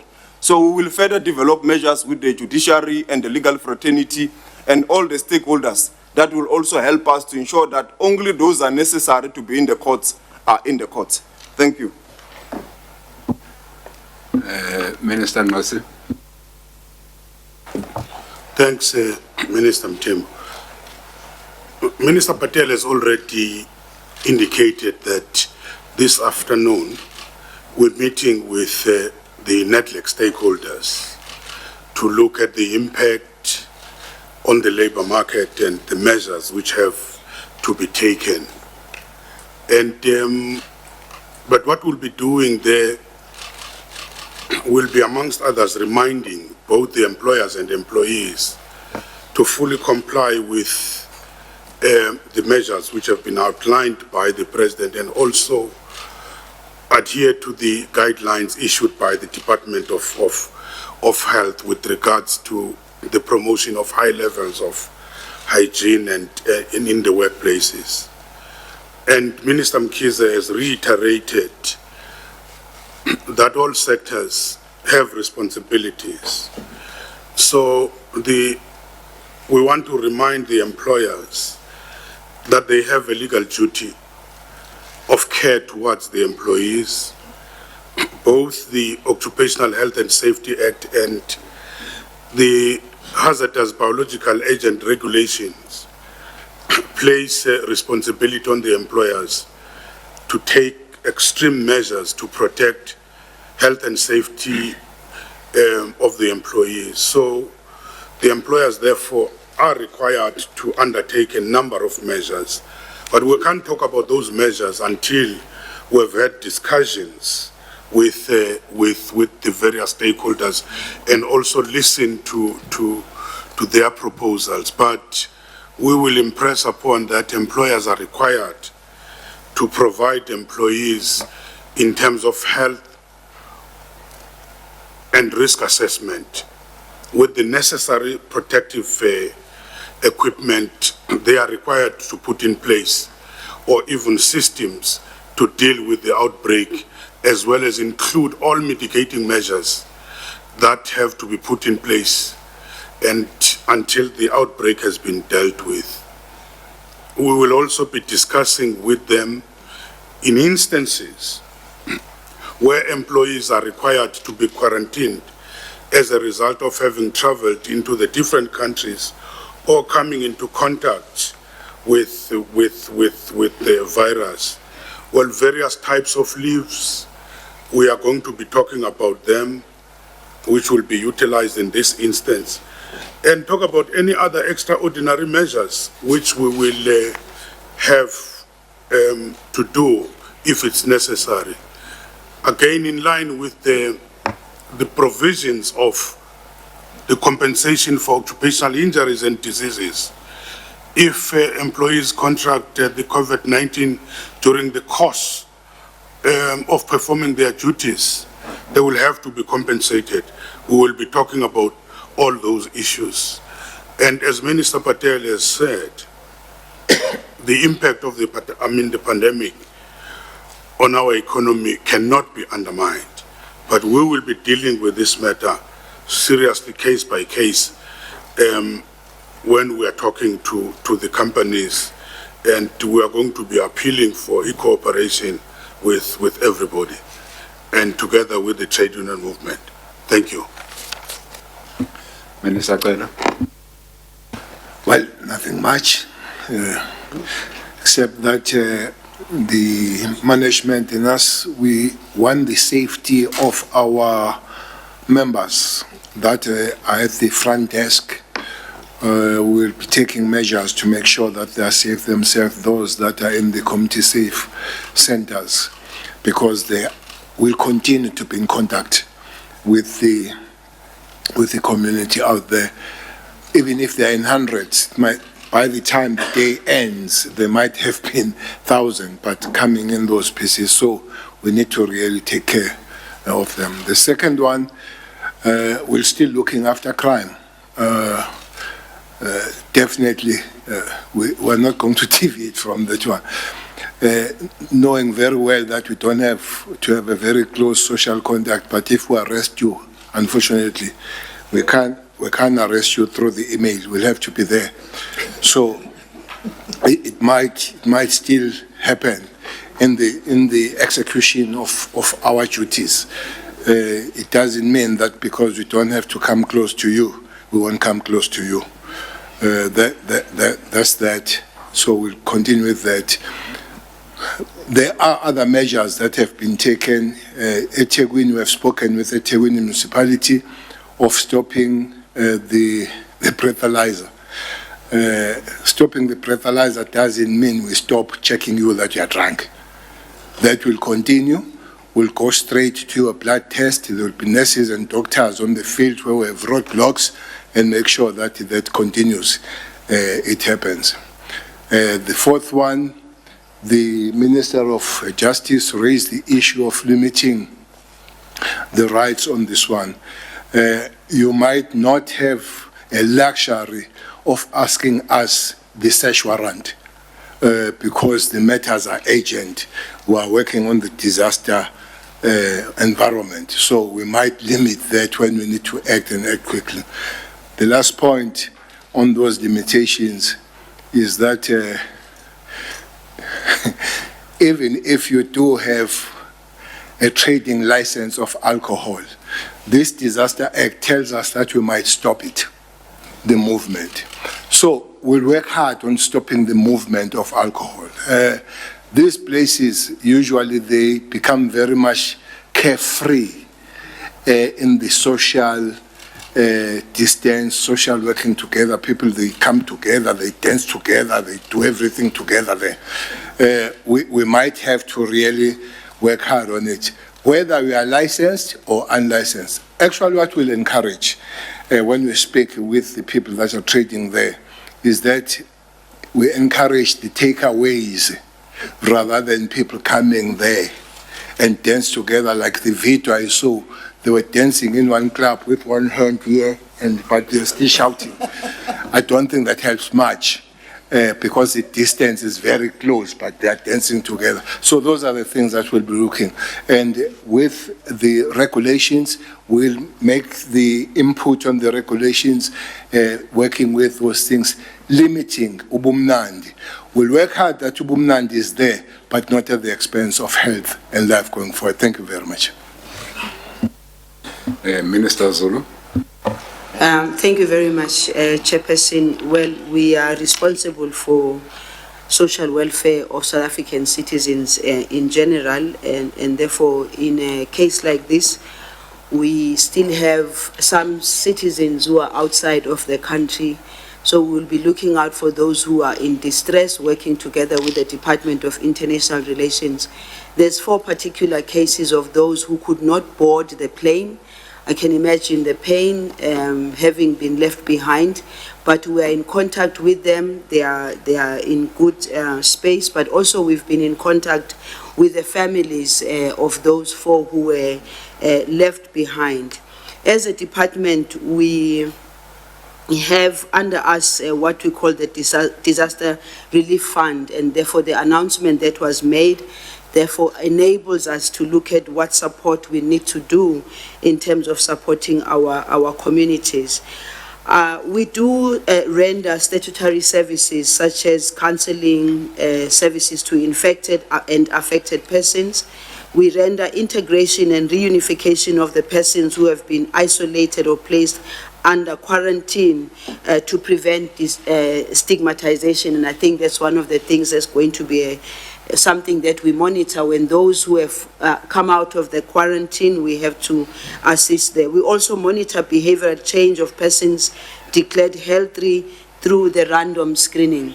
I think the announcement by the President in relation to schools and the announcement obviously made by Minister of Basic Education also affects us in one way or the other, because we are also responsible for early childhood development centers, and therefore our centers will have to follow that. And that our starting point this morning with the officials was that they have to take care of themselves first, so that they can be able to render the services to everybody else. So it's important that the health issues which are being raised is not something that they do in the outside. They start that within them. We also have stakeholders who we have to engage, because we've got child and youth care centers, shelters, one-stop centers, treatment centers, and those will be affected all by the President's announcement. We also take care of old age homes and older persons, and we've got non-governmental organizations that we work with, so we'll have to step up in the communication with them as to what will be expected of them. And then we've got, of course, essential services under SASSA. We've got the pay points, and as declared, we must implement the hygienic measures, and we met already this morning, the Department, National Development Agency, and SASSA. And we also have to contact and get in touch with all social workers, and we've got a DSD command center which will be provided with information and training on COVID-19 to disseminate accurate information to the colleagues and the public center. And therefore, lastly, we also will provide the psychosocial support services where it is needed, because that's part of our responsibility as a department. Lastly, we would like to say that as a Department of Social Development, this is a test for many other issues of hygiene and health. We think that this would be a time for us to step up in our communities, to assist our communities to understand that cleanliness and hygiene is something that government cannot do by making announcements. Our citizens must step up in all our areas. They must step up, because our citizens must also take responsibility. We're doing the best as government, but they also need to take responsibility and make sure that everything is in order. Schools are going to be closing. One of the important issues is that when schools close, some parents leave their children to run around. It's a time for parents to take responsibility. We know the challenges that some of them won't know what to do because they have to work to go to, but they must take responsibility. We can't have children running around and finding themselves exposed. This is the time when parents need to take responsibility. Thank you. Thank you very much, Minister Zulu. Colleagues, as we continue now, let's just ask questions that have not been asked. Because I think colleagues... Yeah. I've got some few which were answered. Oh, yeah, yes. In fact, I was supposed to come back to you, Kabazela. Kabazela. Thank you very much. I think in brief, I think one point we need to make very strongly is that the real concern which makes government to take these steps is because we are concerned about particularly the communities, particularly the poor, the working class in the townships, in the informal settlements, in the rural areas where resources are scarce, where a lot of services also do get challenged. That's why we have to strengthen pretty much the issue of prevention, because that's the cheapest and the easiest to help to stop the spread of the virus. So we're going to be intensifying on the communication, reaching out to community leaders, as we have heard, councillors, traditional leaders, churches, and so on. We're meeting the churches on Thursday. We're meeting a number of other leaders, as we indicated. So we're going to give them pamphlets, go to radio, get talks on the radio, so that we can reach out to the largest number of people. So people must understand, and not so we demystify this virus. So we also need to use the schools, the teachers teaching the children hygiene and also about the coronavirus. I think the important issue is that the strain of the inequality of our society is going to be most visible at this point. And for all the epidemics or the outbreaks that we have to deal with, we always find that it's always needing more resources to deal with particularly in the rural areas or in the poor areas. We've dealt with in the past cholera, we've dealt with malaria and others, which we've just come from the issue of listeriosis. So the focus on the underprivileged communities is actually the thrust of why we're taking this route. So we will be looking at community health workers and expanded public works workers to help so that they can help in propagating the information, as well as also assisting in augmenting the tracer teams, so we can have as much information to the communities. You have heard about what you need to do on the taxes, so I think that's the part that for me is actually quite important. The point that has been raised, just to make a specific reference, right now we're dealing with the Disaster Management Act. Where it helps us most is that it shortens the supply chain management processes and makes it easy for coordination of various departments, and that's why it has been important, because it helps us to be able to divert resources and get actions done in areas where there's need. So when we move out and deal with some of the issues of widening the use of sanitizers and so on, of course that's not going to happen now. It's something that we're going to have to be building up on. And when I said that we need to observe in the next couple of weeks, we're going to observe, and then we hope that working together with our people, as long as we've got enough information, we know that our people are going to respond positively. So a question was asked about how many beds do we have. Our figures are that we've got 87,309 beds. 813 of those are ICU in the public sector, and in the private sector, 2,146 beds. 161 of those are ICU beds. We are engaging with the private sector to see where we need to assist each other. I think we need to be aware that right now we really don't have a lot of admissions.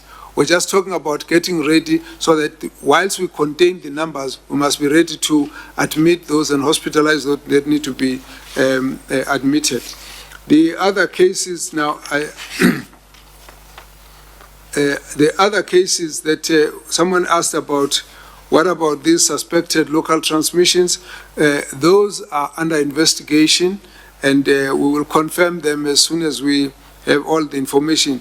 For example, one of them is a 3-year-old child, and who's a source, who's linked to a contact, but we're trying to establish the exact connection between them. So that's why we're not going to go into more details about it. But it looks like the parent was not unwell. The parent, it was the child that was unwell, so this one was tested. So we're trying to establish the link as to where that link is. That one is in KZN. The one in Gauteng, again, was trying to establish the link because if someone has gotten a local transmission, we want to try and see whether we can locate where that could have come from. So it's actually already very, very important to focus on that. The issue that we're raising here is that these measures, all of them are really to encourage the community to be working together with us to reduce the spread. And we say we want to flatten the curve. So the numbers that are rising need to slow down.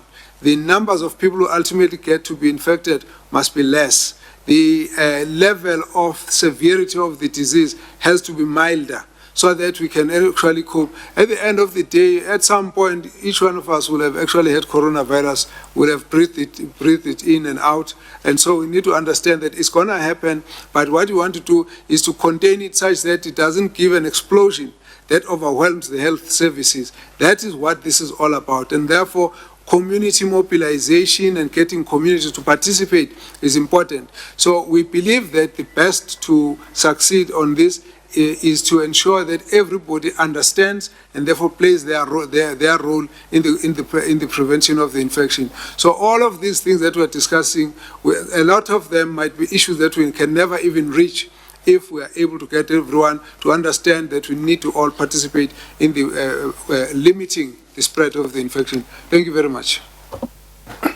Thank you, Doctor. Colleagues, the Minister of Basic Education mistakenly said schools are closing on Tuesday. She has given me a note now that says the correct closure of schools date is Wednesday, the 18th of March, 2020. So we continue, colleagues. We have answered almost all the questions that you are going to ask, but nonetheless, we still come to you. 1, 2, 3, 4. Oh, that's it. You, repeat. I'm not taking repeaters, please. I am not taking repeaters. Yes? Yes, yes, yes, yes. I'm not taking repeaters. You did ask the question.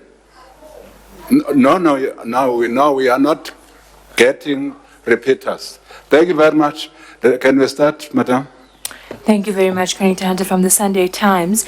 Minister Lamola, if you could please perhaps assist as to what is the criteria, if there is a criteria or tipping point that's clearly identified when the state of emergency will be invoked.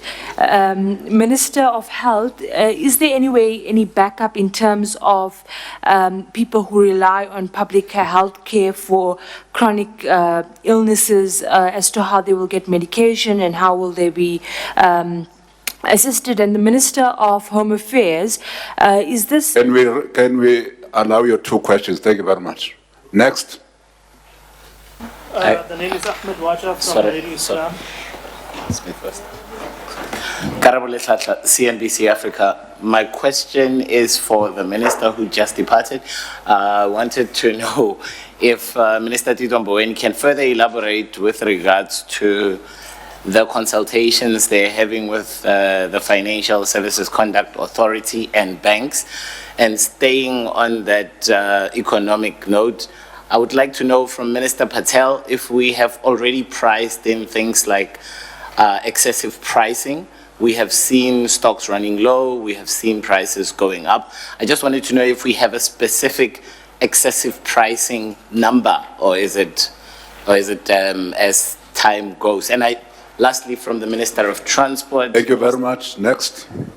The name is Ahmed Waja from Radio Islam. We'd just like to know that is there a difference between 100 people gathering in a workplace compared to 100 people gathering in a place of worship? Because, daily prayers taking places at mosques, etc., will they be allowed to continue if they are under 100 congregants? Another question is with regards to foreign nationals.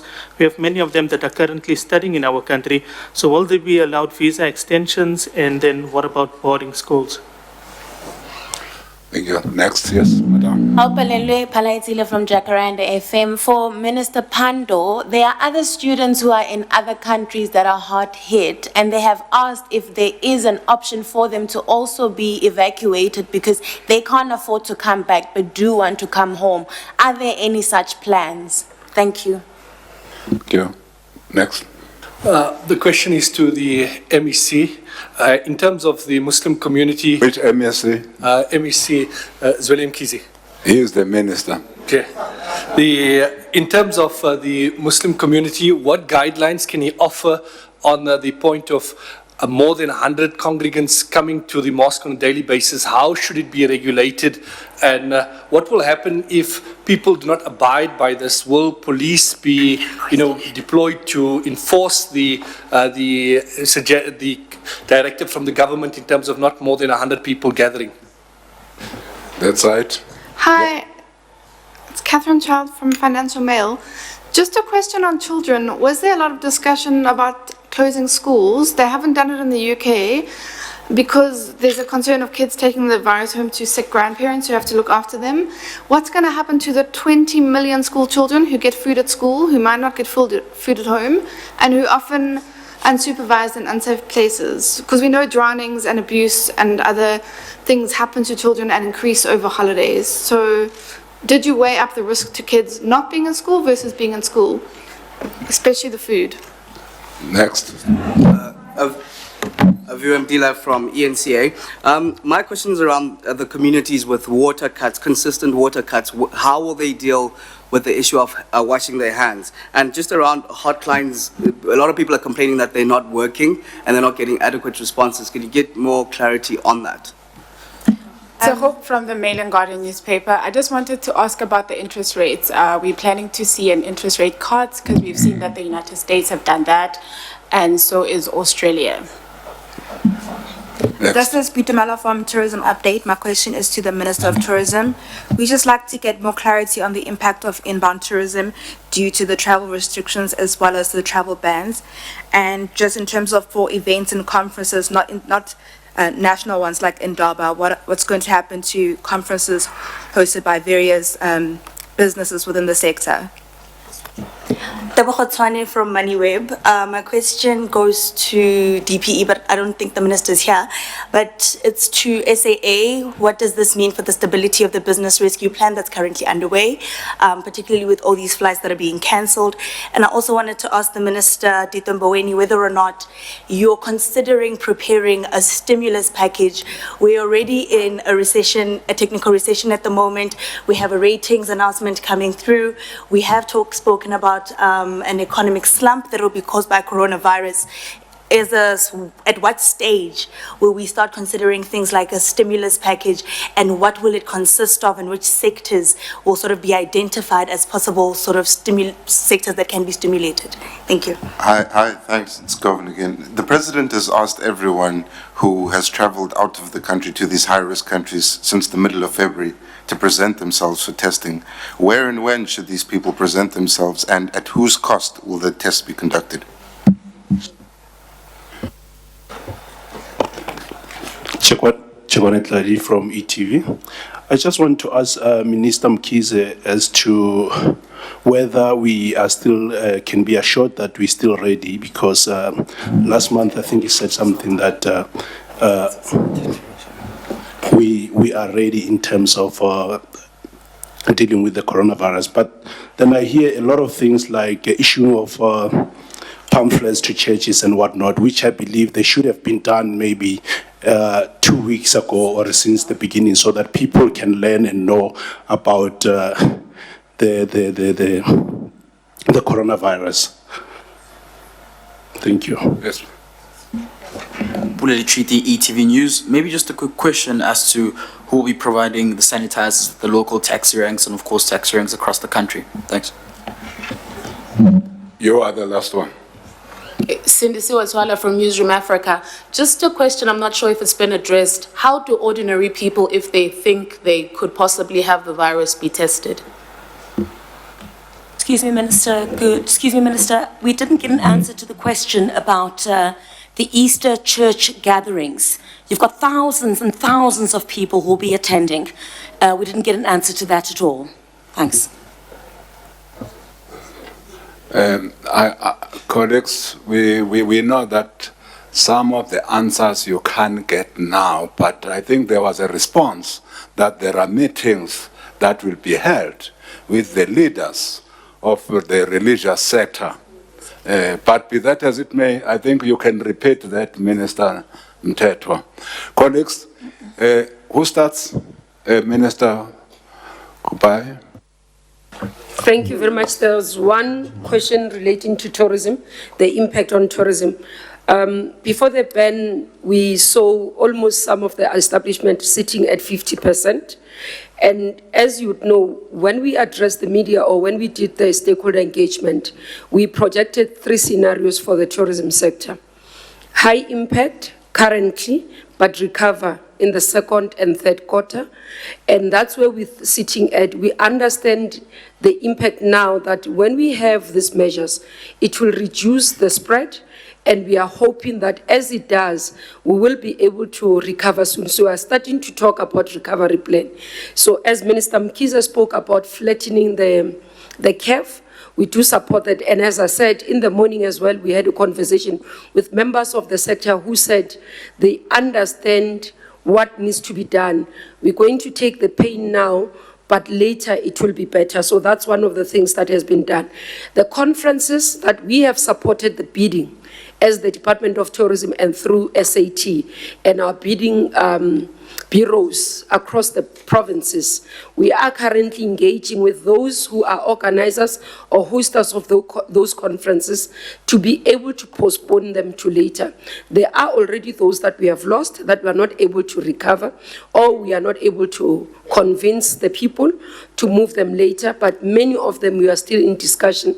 And as the developments happens, we will engage the media as well and report back. But there is definitely an impact, and we understand it will be a temporary measure, and it's the pain that as a sector we are prepared to take. We've spoken to them, and we are looking at measures especially to support the SMMEs that are in the sector, and we'll announce that once the measures have been finalized as partnership between government and business sector. Thank you. Lamula? Yes, there's one question about... Before you, Mr. Lamula, okay, take it, I'm sorry, yes, continue. Yes, there's one question about visa extensions, and study visas were mentioned. Look, there are various types of visas, study visas, business visas, We extend them and renew them routinely when it becomes necessary to do so. So I don't think the issue of visas for people who are already studying will be affected in any way, except if the person wants to go home, depending on which country they are going to, then the normal measures which you have mentioned here will start kicking in. Otherwise, we'll routinely deal with them in the manner in which we have been dealing with renewals and extensions. Thank you. Lamula. Thank you, Minister Mthembu. As Minister Mkhize had said, that, and it's what I have also said, that with regard to the issue of a state of emergency, our view is that that will be a very extreme measure, which at this stage is not necessary. What I was explaining is the constitutional powers that the President has and Cabinet and the various legislations that we have at our disposal, which we can use from time to time. So at this stage, we are dealing with the state of national disaster, which is what we are emphasizing on and which we are responding to.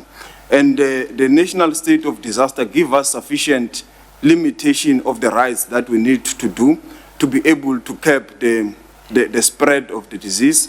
And as I've said, I've spoken about Section 36, and the rights that could be limited by the Disaster Management Act and the various legislation, including sports and so forth, include Section 15, the right of freedom of religion, belief and opinion. Section 17, right of assembly, demonstration, picket and petition. Section 18, right to freedom of association. Section 21, right to freedom of movement and residence. Section 22, right to freedom of trade, occupation and profession. Section 24, right to an environment that is not harmful to their well-being. Section 27, right to healthcare, Section 31, cultural... As read, Minister. Yeah. As read. Those are the Disaster Management Act give us at least the leeway to affect those kind of rights. So thank you, Chairperson. Thank you, Minister Pando. Thank you very much, Chairperson. There was one question which we'd left out, and that was with respect to China. Clearly, China has made commendable progress through the steps taken by the leadership of the People's Republic of China. Nevertheless, as the government has indicated, in China the situation is not totally clear, hence this reference to high risk. Will South Africa go exactly the same route? No, it's not going the route as proposed. We do not have a particular area that is an epicenter, hence the measures that are proposed are of general application in the country, but we do recognize the immense steps and the success and achievements that the People's Republic of China has recorded. With respect to students, one of the difficulties that we have confronted, and perhaps Minister Nzimande will also speak to this, is that many South Africans abroad do not register their presence in the current country at our missions. We've been appealing to all South Africans overseas to approach their local mission and to register so that if there is a need for assistance, we know how to reach them and we are able to assist when necessary. The key action at the moment, should you be in an area which is high risk, is to follow the prescripts that those governments have issued, which is self-isolation, and to seek medical assistance if one feels by any means that they may be infected or are exhibiting the symptoms associated with COVID-19.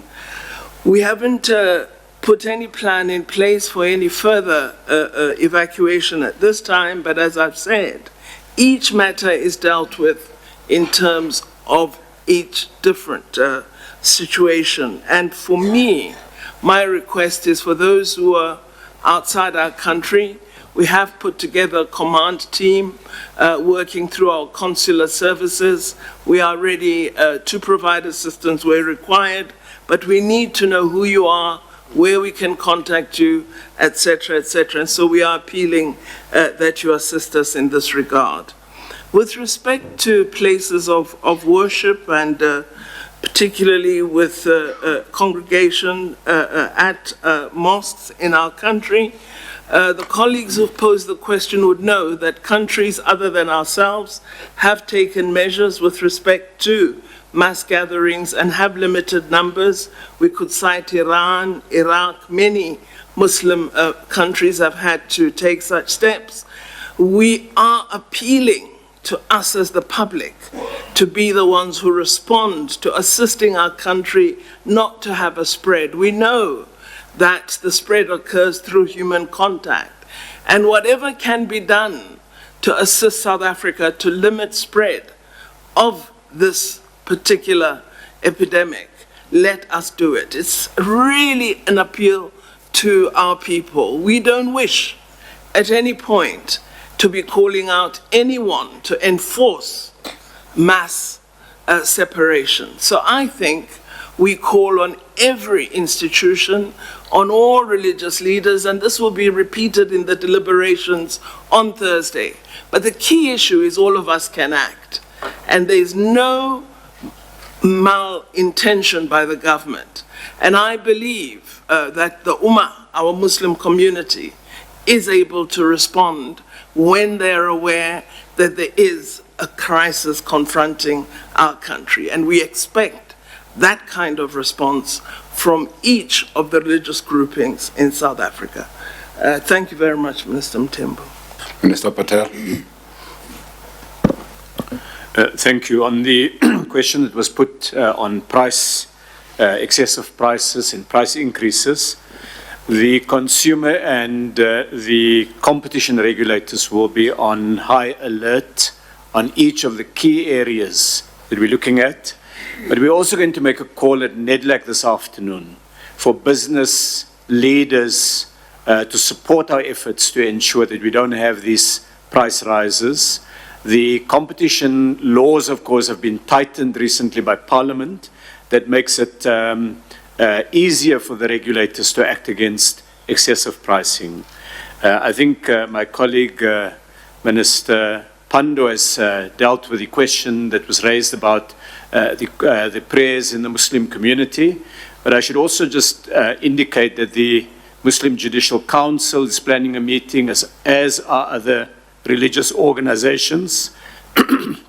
Excuse me.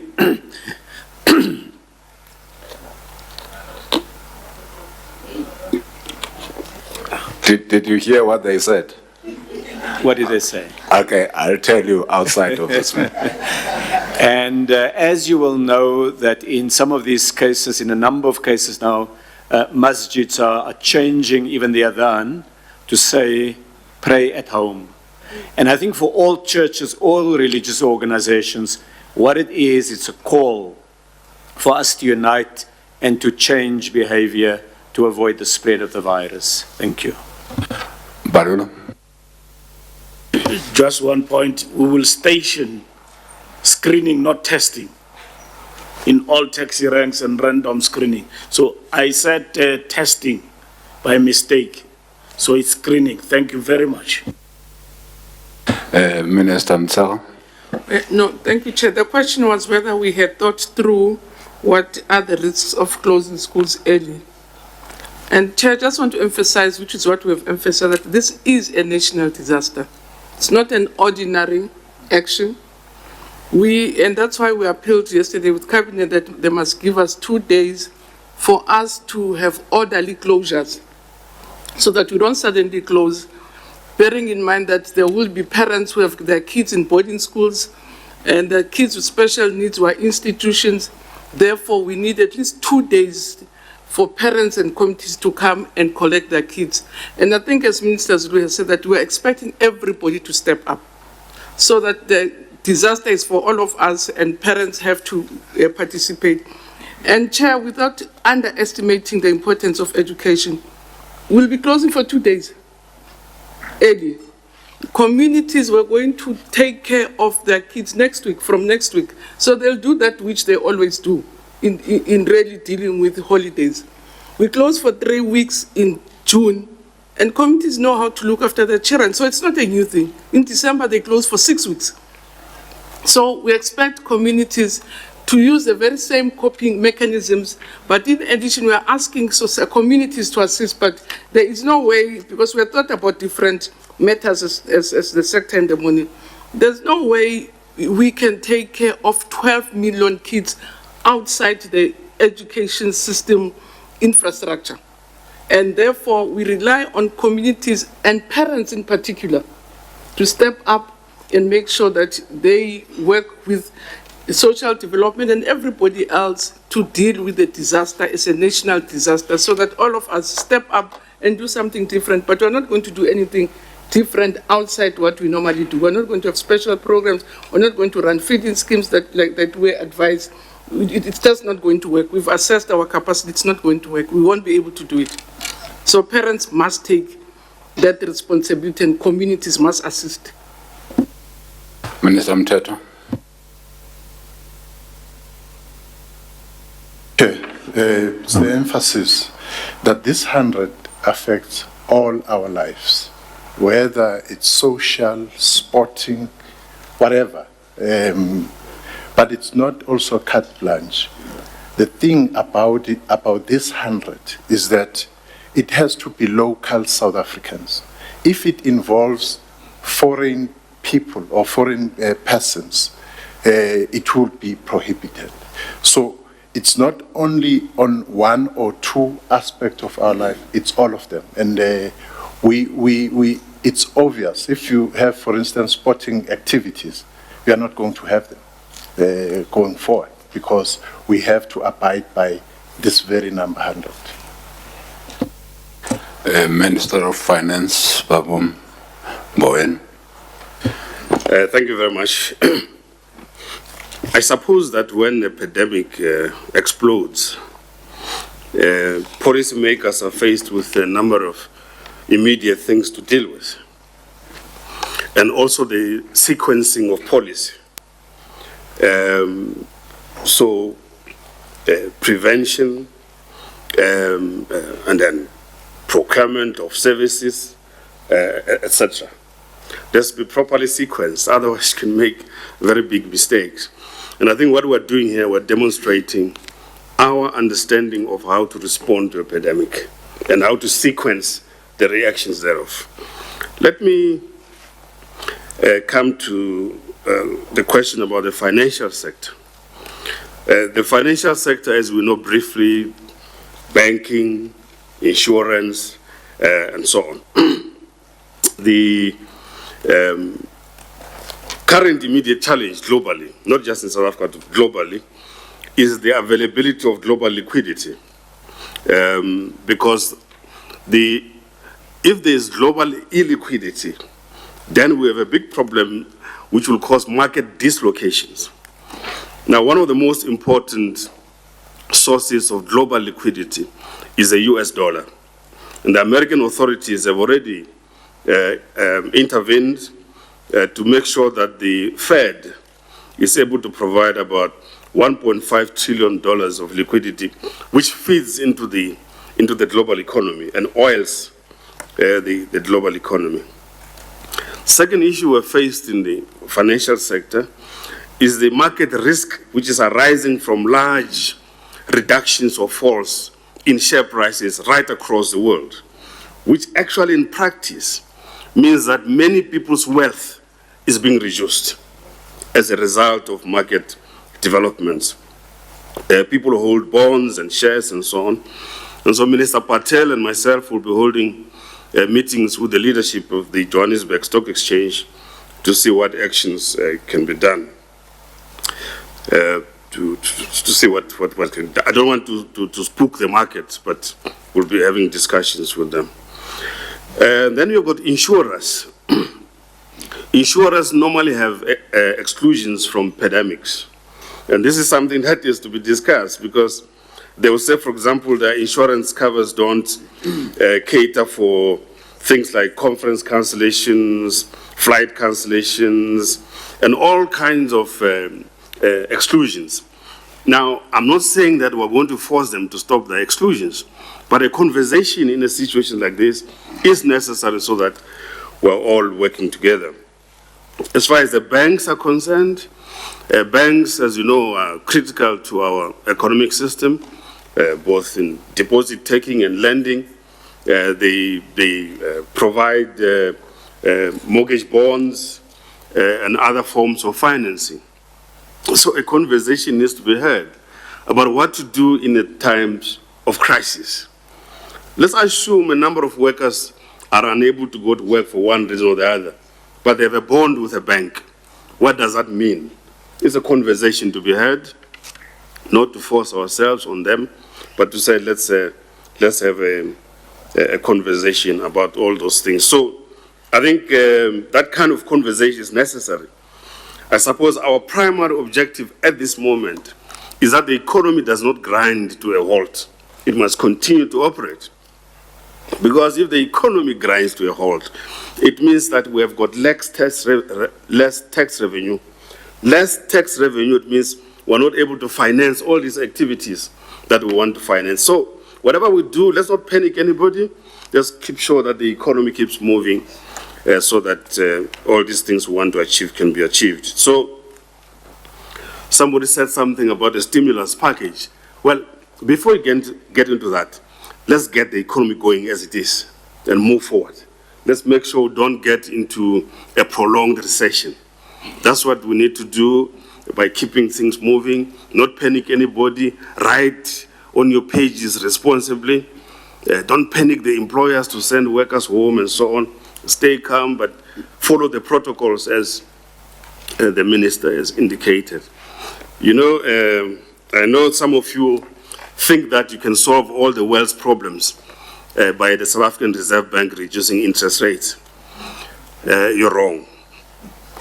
But the South African Reserve Bank, I'm sure, knows its responsibility in times of a pandemic. So don't over-pressurize them. Leave the conversation to me and the governor of the South African Reserve Bank. It's taking place, so don't worry about that. Thank you very much. Kabaza. Thank you very much. I think when we end this, we should alert the media that we're not likely to have this size of press conference with so many ministers and so long. What we will be doing is to just keep updating, and if there's new information, each minister will be able to give us information, as it were. But we'd like to appeal to the members of the media. Sometimes it's not easy to resist what sounds like a nice angle, but which may actually create a problem in the way you send the message across. I think it's important for us to know that we need the message to be sent as much as possible to the public in a way that the public is able to look at the issues and discuss them and understand what is the information. And I'm raising this just as an observation. Sometimes you will have a question, what needs to be done, and you'll outline the steps. And then after that has been played, you'll then get, so many voice notes and so on coming up, debate the issue in the absence of someone who can actually correct them whilst they are happening. So I think we need to try and create that balance as we discuss. The specific question relates to chronic medication. Part of what we're going to be working on together with our partners in PEPFAR and other NGOs is to increase the capacity to release stock for longer periods, 3 to 6 months, so that people who are well but are on treatment can actually get their treatment if they don't need to see a doctor. Then it helps to decongest the hospitals. The point that's been raised by Minister Lamula, I want to endorse. We're not talking about triggering the state of emergency. We're just saying to you that we hope all of these activities are going to work, because if we work together with South Africans, including the media, we should be able to turn this whole situation around. And we're making a point that countries that were able to turn this around started to move early. Now, the other question was raised, and I also want to support the Minister for Basic Education. The schools were going to close. So it might just be a few more days or weeks, but the point is that the schools were going to close, and it's part of a normal cycle. So the question of what we do with the children is basically more to say that we actually are taking, adjusting on an existing program that the children were going to be having anyway. We will therefore be looking at areas where there might be challenges with water. We are aware that there are those kinds of areas.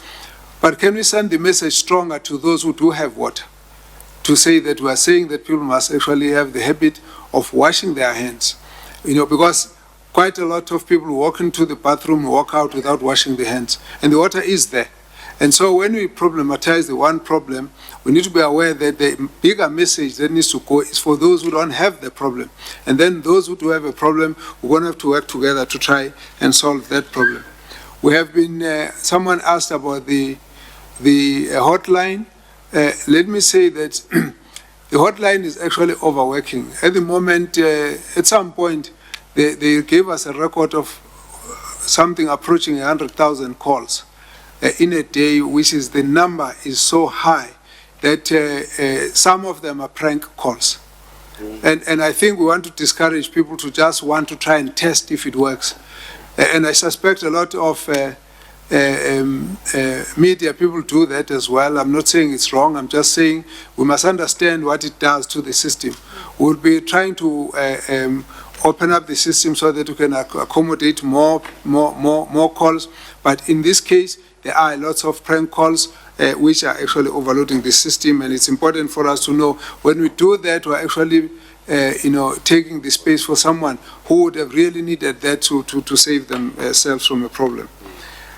We will be announcing some of the areas where we'll be doing the testing, and as the days go by, we just need people to be ready so that when we roll it out, then people are aware. But we'll make necessary announcements at the right time.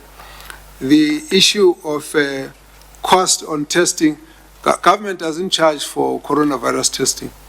Some private sector labs do charge. I know even the amounts. But if you choose to go there, you must know you'll pay for it, because that's how it works. But government doesn't charge. So when government would have done it, government will not charge. Even when we take the specimen from the private sector, validate it, we don't charge them.